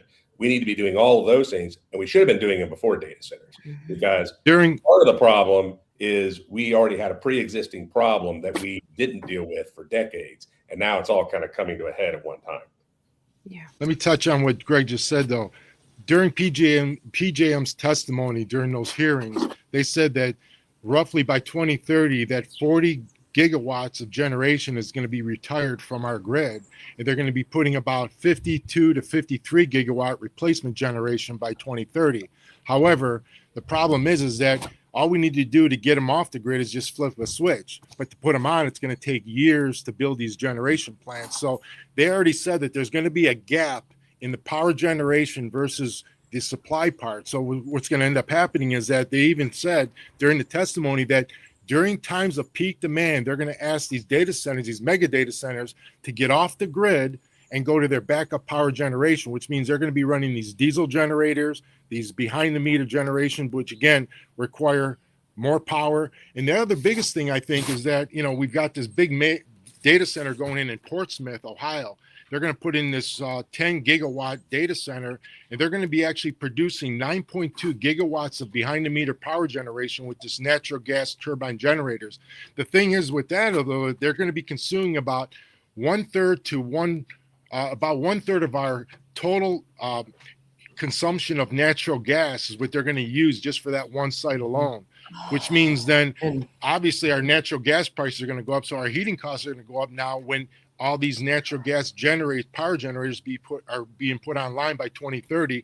Now, instead of having a problem with electricity demand and our rates going up because of the demand on electricity, now they're going to be a huge demand on natural gas, because again, they're going to need a lot more power. And to do that with natural gas turbine generators, you need, again, natural gas and a lot more water for those natural gas turbine generators. And again, that's where the water comes into play. And Mayor, I want to hit on a point that you brought up, was the energy with the 1 gigawatt data center. Just to kind of put it in perspective, is the equivalent to 13,700 5G cell phone towers. The reason I bring this up is because something that's not being addressed is energy can, not be created nor destroyed. And so the byproduct of that is non-ionizing EMR or EMF radiation.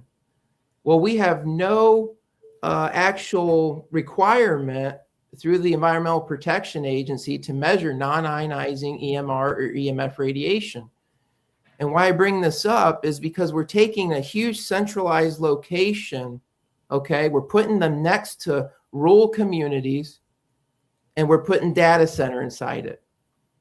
And they could be 1 gigawatt up to 25 gigawatts. If we interpolated that at 25 gigawatts, the data center equivalent energy now jumps to 344,000 5G cell phone towers. We have to be a little bit more proactive of what we're doing as far as energy usage in a centralized location with a large footprint. We now are at 224 data centers across the entire state, and we're fourth in the nation. And so I just wanted to bring that up. Yeah, Eric, I'm glad you gave that stat. That's a crazy stat, what you just said, 344,000. I want to get some response to that from Tom and Jeff and the other side. Tom, now that you're back in, can we hear from you?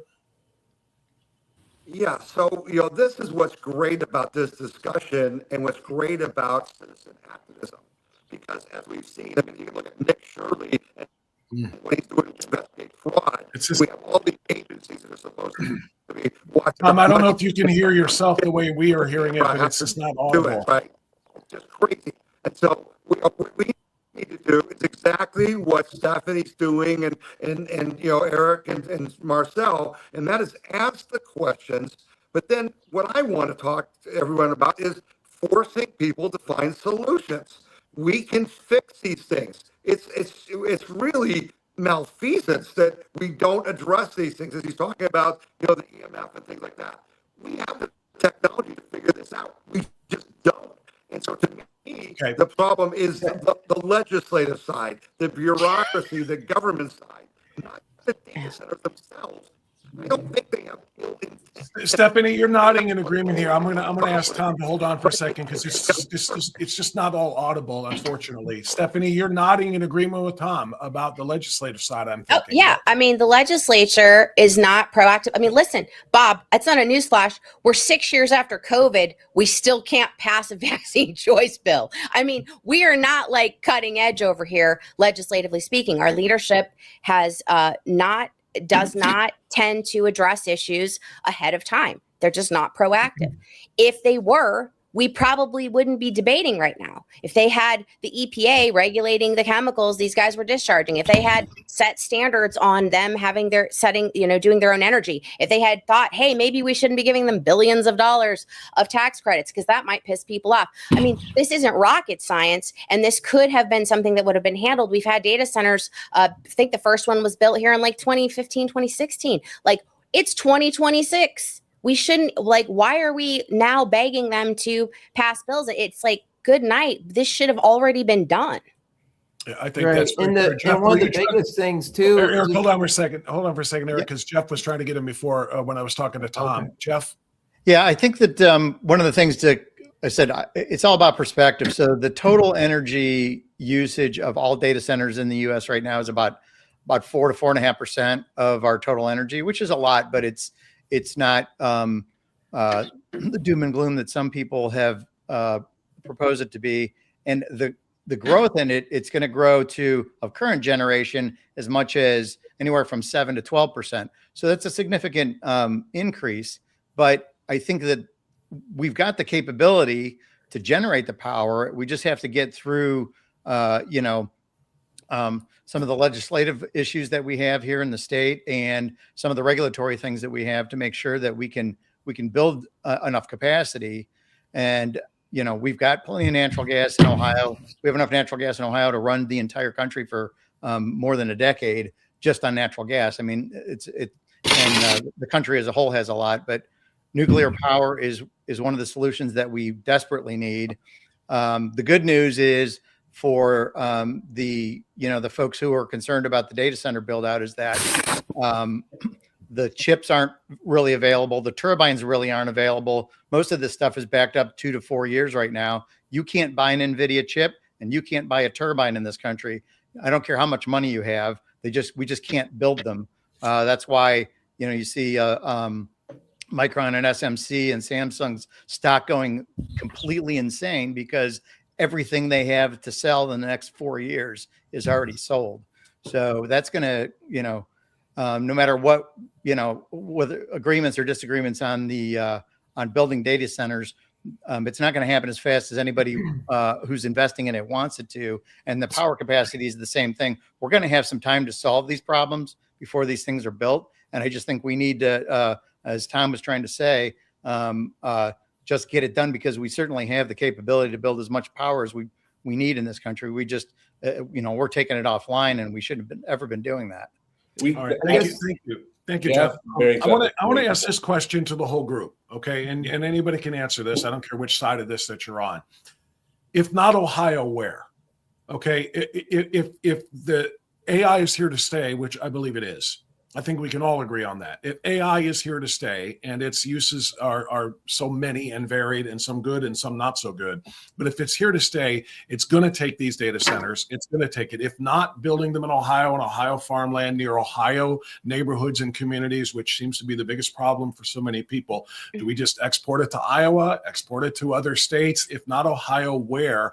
And what will the economic impact of that be? And anybody can take that. Well, I think the first thing is, yeah, it might go to other states, but one thing that could be a challenge is, and I think the industry, again, as we said at the beginning, needs to do a better job of talking to the communities. I think that is one of the biggest problems early on in this build out, was a lack of doing that has really created a real lack of trust in a lot of communities, and has created a lot of backlash that I'm sure there was always going to be some concerns, but the level of backlash, I don't think, was inevitable. And I think the industry did not do a good job on the front end with that at all.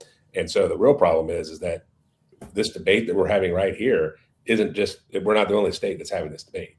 This debate is happening in other states as well. And the one thing that I think is a concern that I have is, if a state that has been as strong in the development of them so far as Ohio has, if we end up, doing something like passing this constitutional amendment, which I don't think is going to happen necessarily, but if that were to occur, let's say hypothetically, that is something that other states are going to look at. And so what we might end up with is, you might end up with a lot of other states following in that path.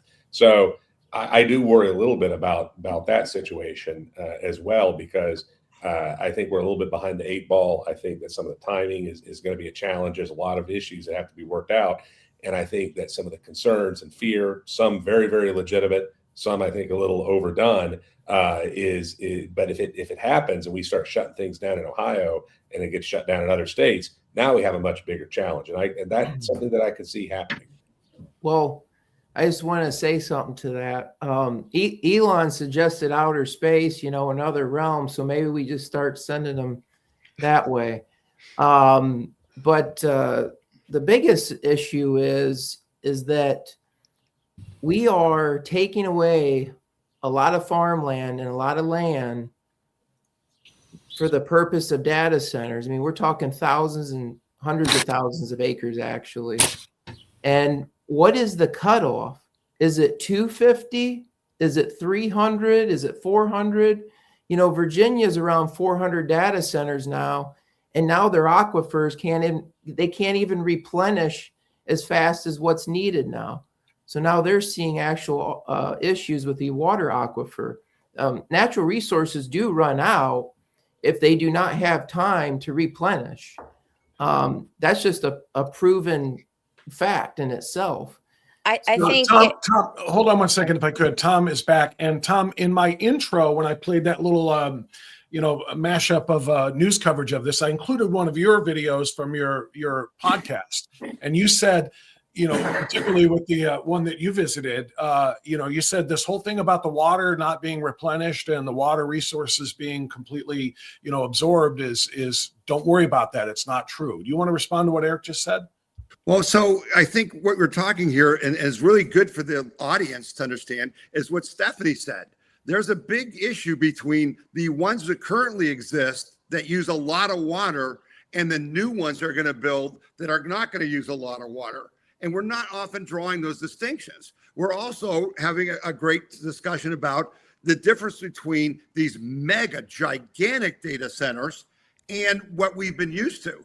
The one in Shalersville is not a giant thing. It's like a regular factory you would see all over Northeast Ohio. And then we were also differentiating between tax abatement and things like that. What was great in Shalersville, they're not even asking for any tax abatement at all. They shouldn't. They can pay their way. There should be no tax abatement. Then we talked about zoning. The mayor talked about zoning. What they did in Shalersville is data centers were included in the zoning for this industrial area. You're talking about taking farmland. A lot of the stuff is in Okay, Tom, we're unfortunately, you start out strong and then your signal fades on you and it just continues to hit you. And I wanted to about that. follow up with what Bob said. Well, hold on a second, if I could, because I want to get some other viewpoints on this too. And in particular, what Thomas is saying about the certain types of the current data centers and the water usage and future ones, the larger ones and so forth, I want everybody to address this. In fact, Jeff, I want you to address this first because you work for a tech company or founded a tech company. When I interviewed what I think, can we all get a hand in the air if we want Vivek Ramaswamy to be our next governor? Can anybody not going to agree with that? Mayor, your hand is down. Mayor, your hand is down. We might have to deal with that. I spoke with Vivek Ramaswamy 2 weeks ago, and he told me, and Jeff, you take this first, and anybody else can follow up on this. He said that the new chips that are being developed are self-cooling. The ones that are going to be used in most of these data centers, they're not going to need the water consumption and the resources because the chips are self-cooling. That's the new development that is happening in these. Now, I don't know anything about chips other than potato. You tell me, Jeff, if you can, is that something that's happening? Will that negate the long-term need for such massive amounts of water? Yeah, and to be clear, there's different kinds of chips. So NVIDIA makes GPUs, and those run hotter.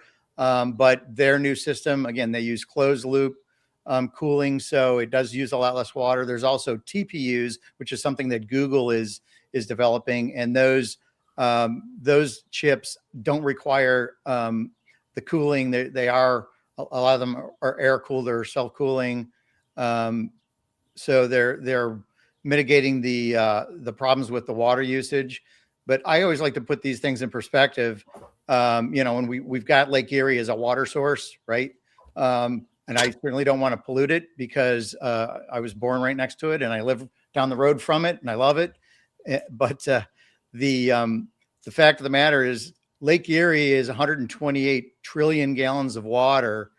If we took the water usage for every data center on the planet, we could run every data center for over 7,000 years.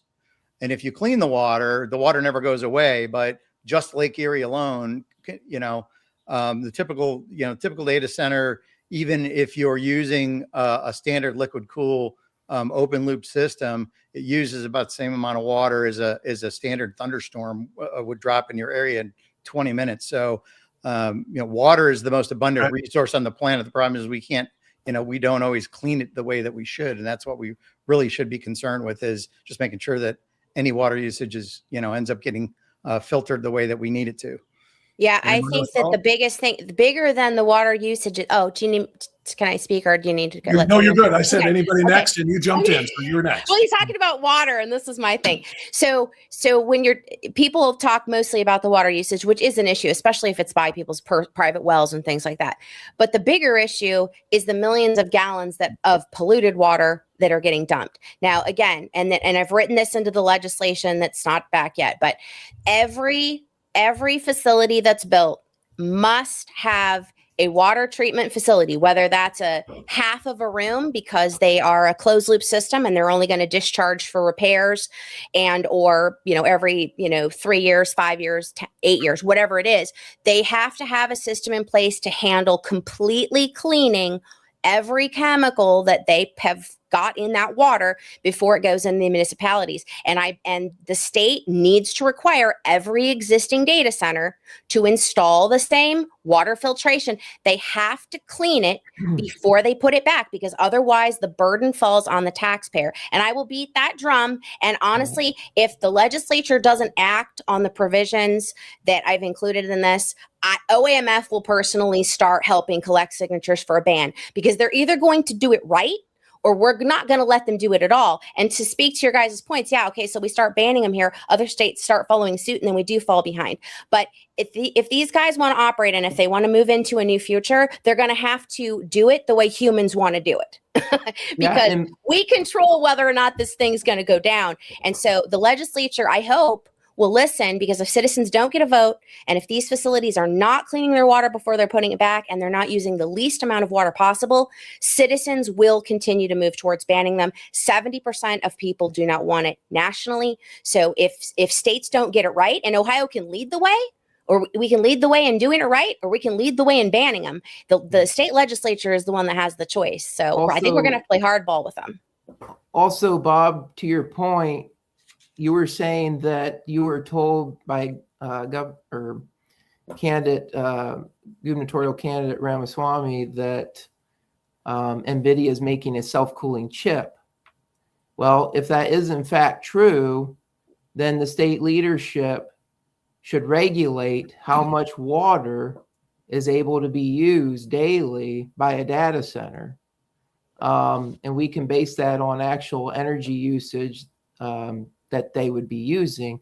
Secondly, we need to, back to the Bob's point, we need to put infrastructure planning in place for environmental protections against non-ionizing EMR and EMF radiation. It's a real byproduct. Just because we don't see it doesn't mean it's not there. So we need to make sure that we actually take measurements of this to see what the actual emitting is, because we're talking about a huge facility that will run 24/7 without stopping. So that's a long exposure rate.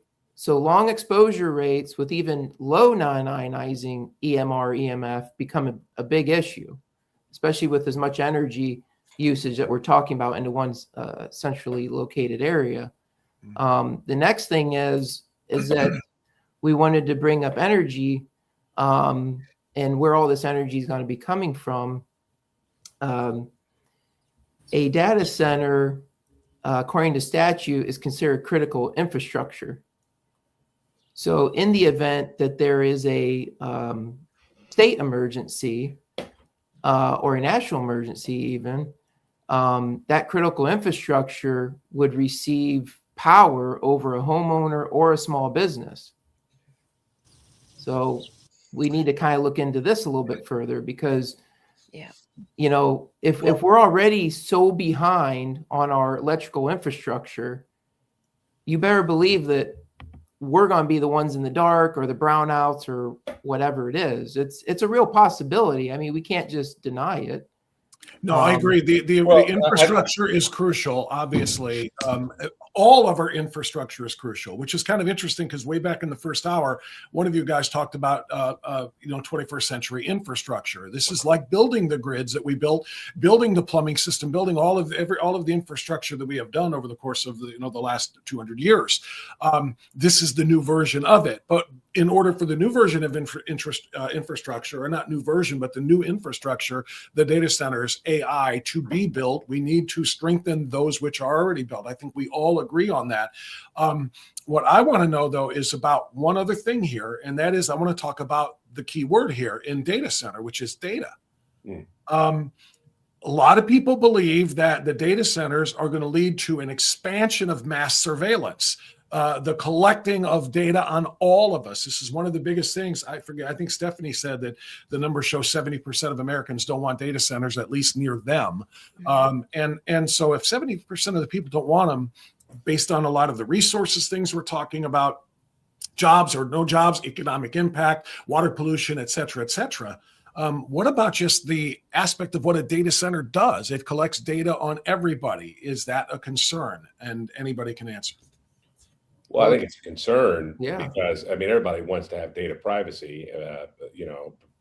I will say it's going to be interesting in the future how we look at this, because we were talking briefly about quantum, which is kind of next generation, but quantum and AI are going to work together, and quantum is going to be able to break basically all the current cryptography that we have in the world.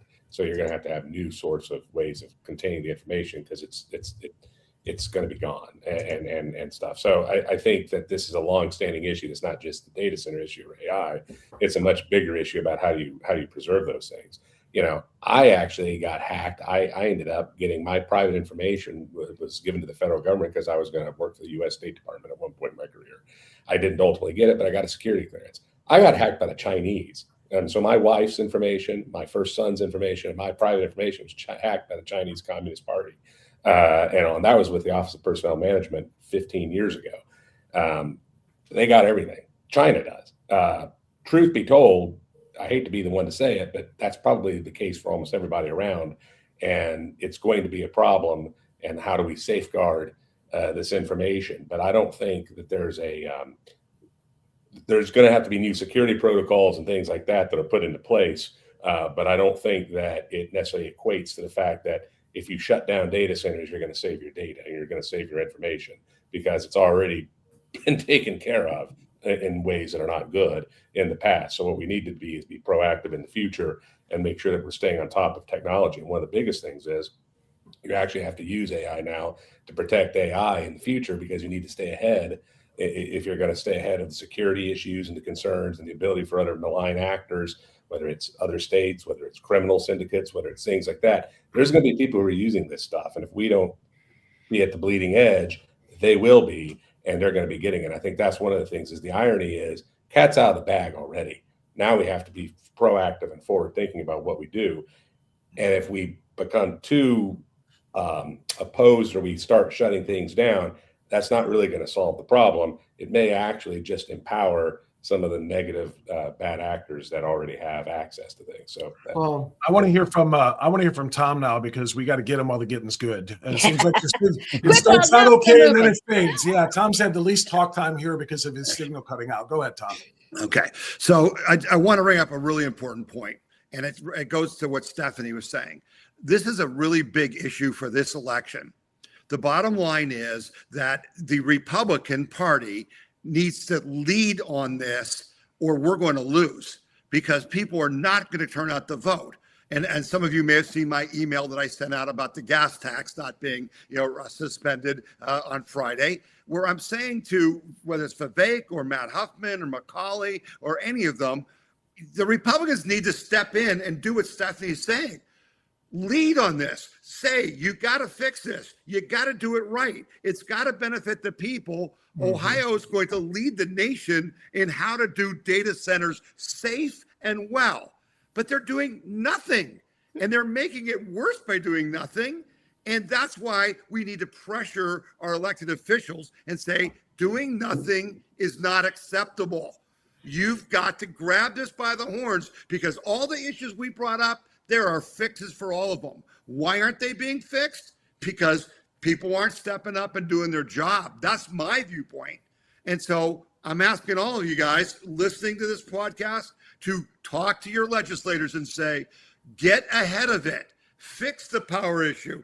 Do the things that Stephanie said. Clean up the water, the chemicals. Do the things with the sound, and let's do the investigation, because there are fixes to all this, and it's not getting done. And it's because our elected representatives are either on the take or they're just not doing their job.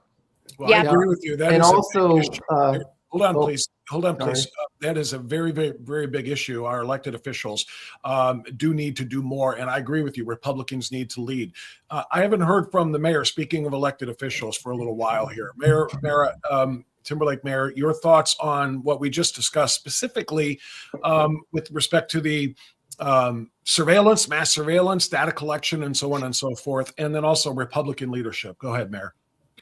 Well, I mean, we need to lead the way, but I think we need to think about what the people want. I mean, I think what I've heard about all these arguments, the main thing is residents just don't want them in their backyard.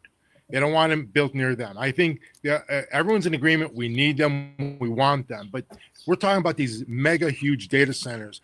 And I think what we need to focus on, one, first of all, just not in our residential neighborhoods. Number two, communities should have to opt in, not opt out. If they really want them, they should vote. And it should be a super majority wanting them in, not just a minor majority.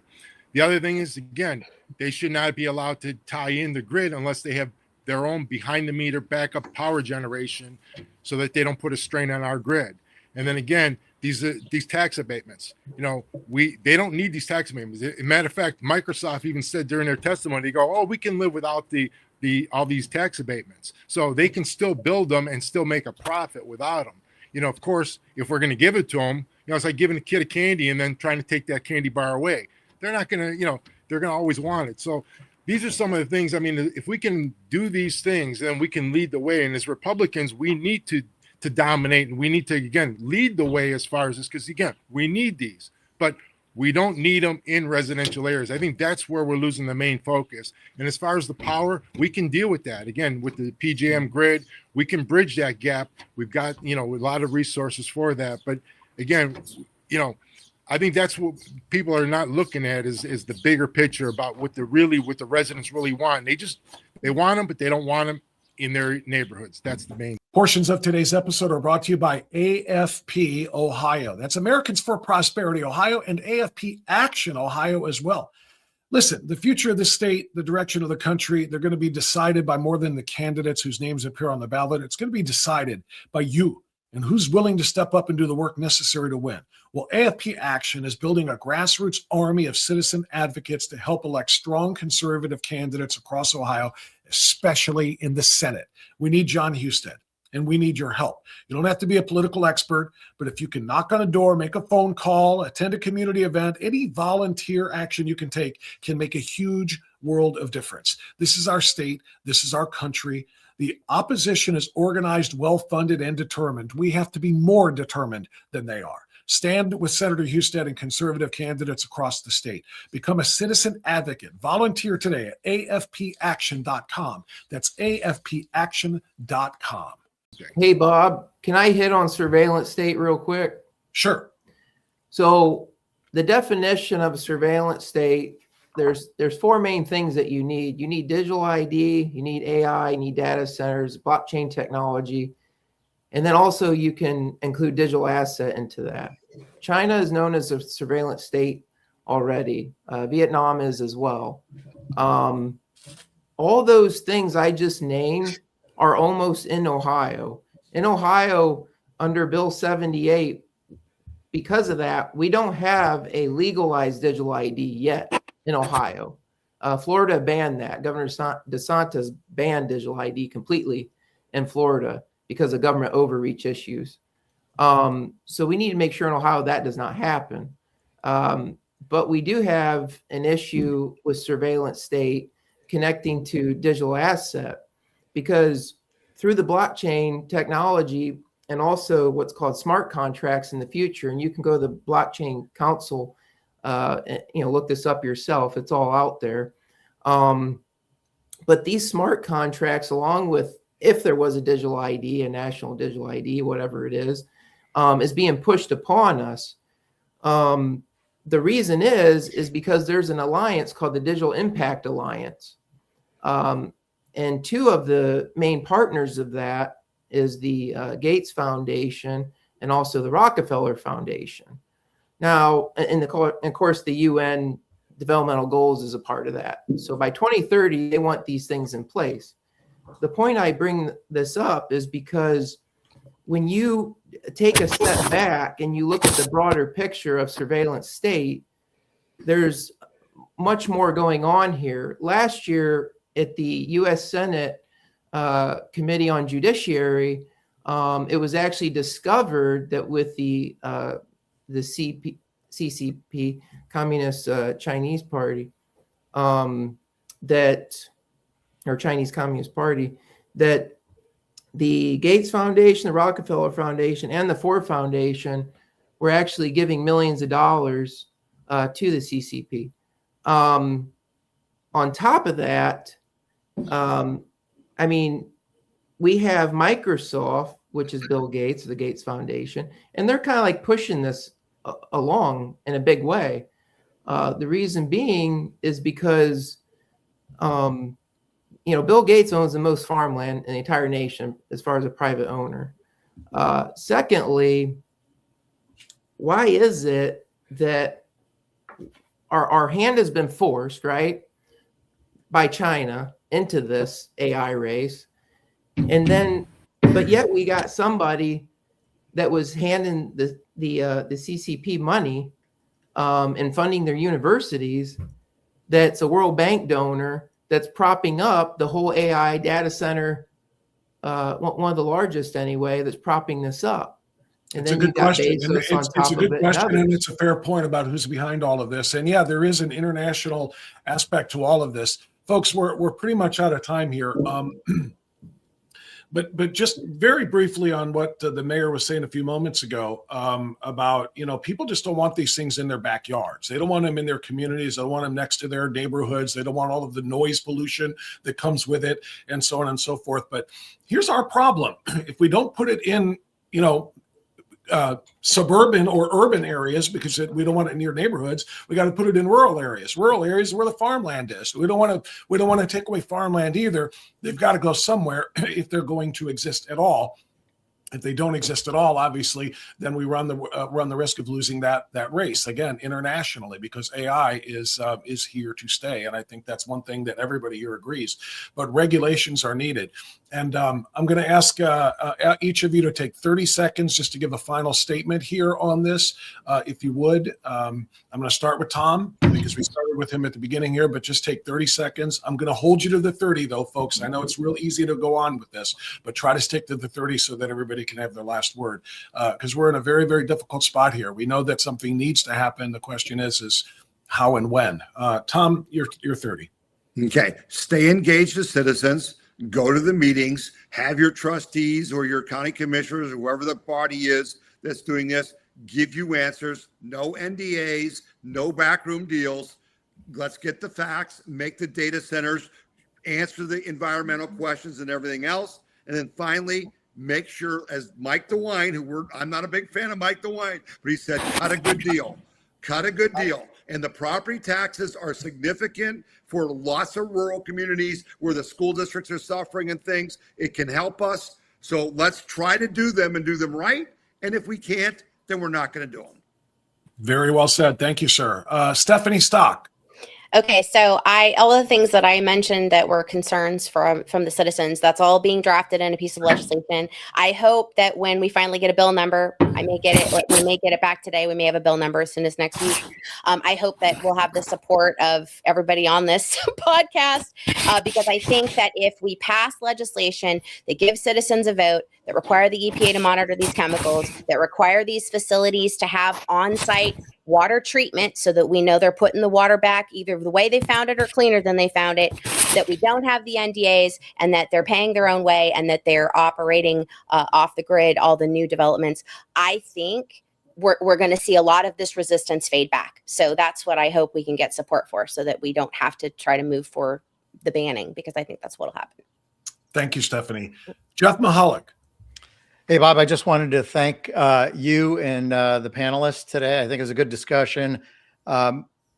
Just having the conversation gives everybody a little more information. And I think that's probably the biggest problem, the biggest resistance we have is just the unknown of what's going to happen.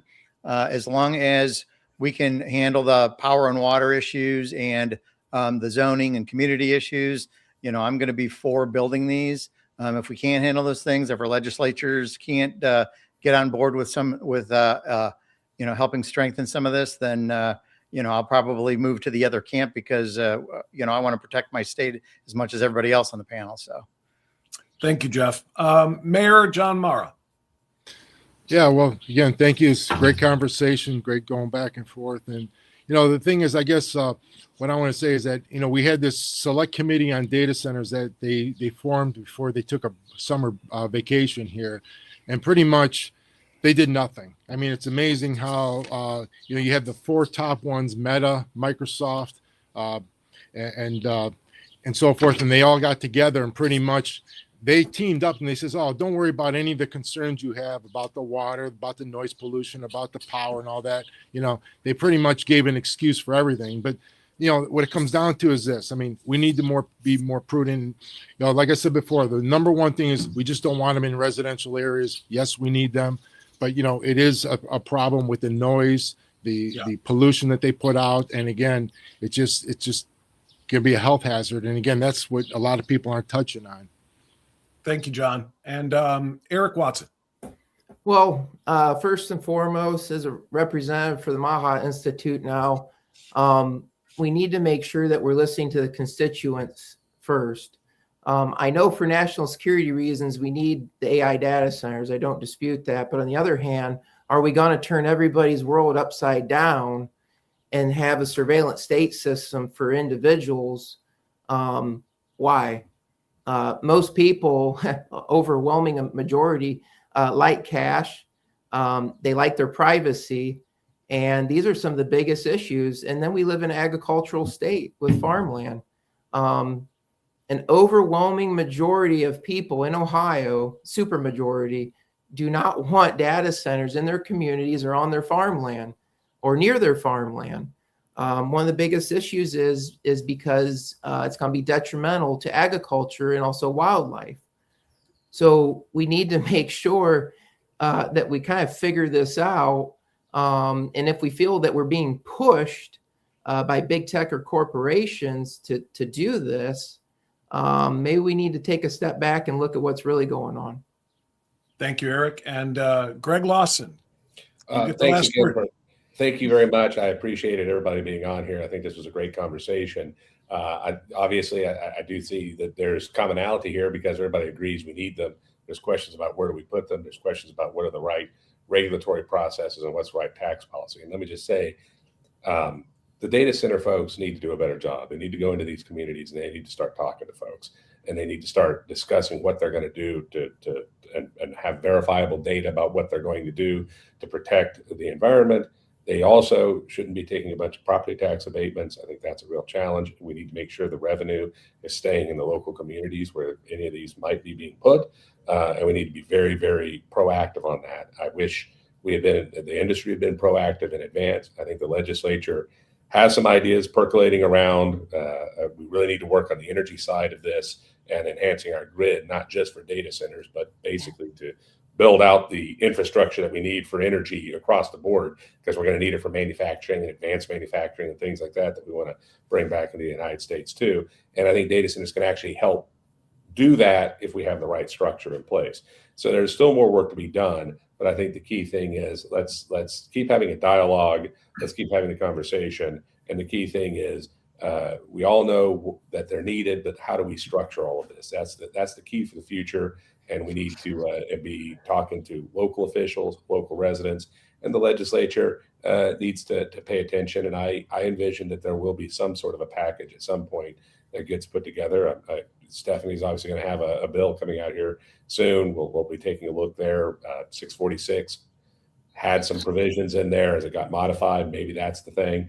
But, we need to be much more open across the board to make sure that people's concerns are heard. Thanks, Greg. I have to say, everybody, I'm optimistic. I really am. I think there was a lot more common ground here amongst you than I thought there would be at the start of this. Not that everybody is, singing Kumbaya together, but I think there is some real room for, collaboration here. I think a lot of people on both sides say, if, then, on both sides, if we can do this and do that, if the communication can be lifted and elevated from the data centers to the community members and so forth, let the community members have a vote, as John was saying, and let everybody get involved in this. We know that these are going to be necessary. We know there's no turning back on, advancement and evolution, if you will, and technological evolution is as important as any other, especially in this world today. So it's a matter of how do we get it done the right way, giving the people a say with leaders who are willing to get out there and actually do it, as a couple of you were talking about. That's what this is all about. So thank you all very much for your time today and your participation in this. I hope people found it of value, and I appreciate you all very much. Thanks, Bob. Thank you, Bob. You got it. Thank you so much. Thanks, everybody. Be well, be safe, and as always, try to stay free. That's our mission. We'll see you next time.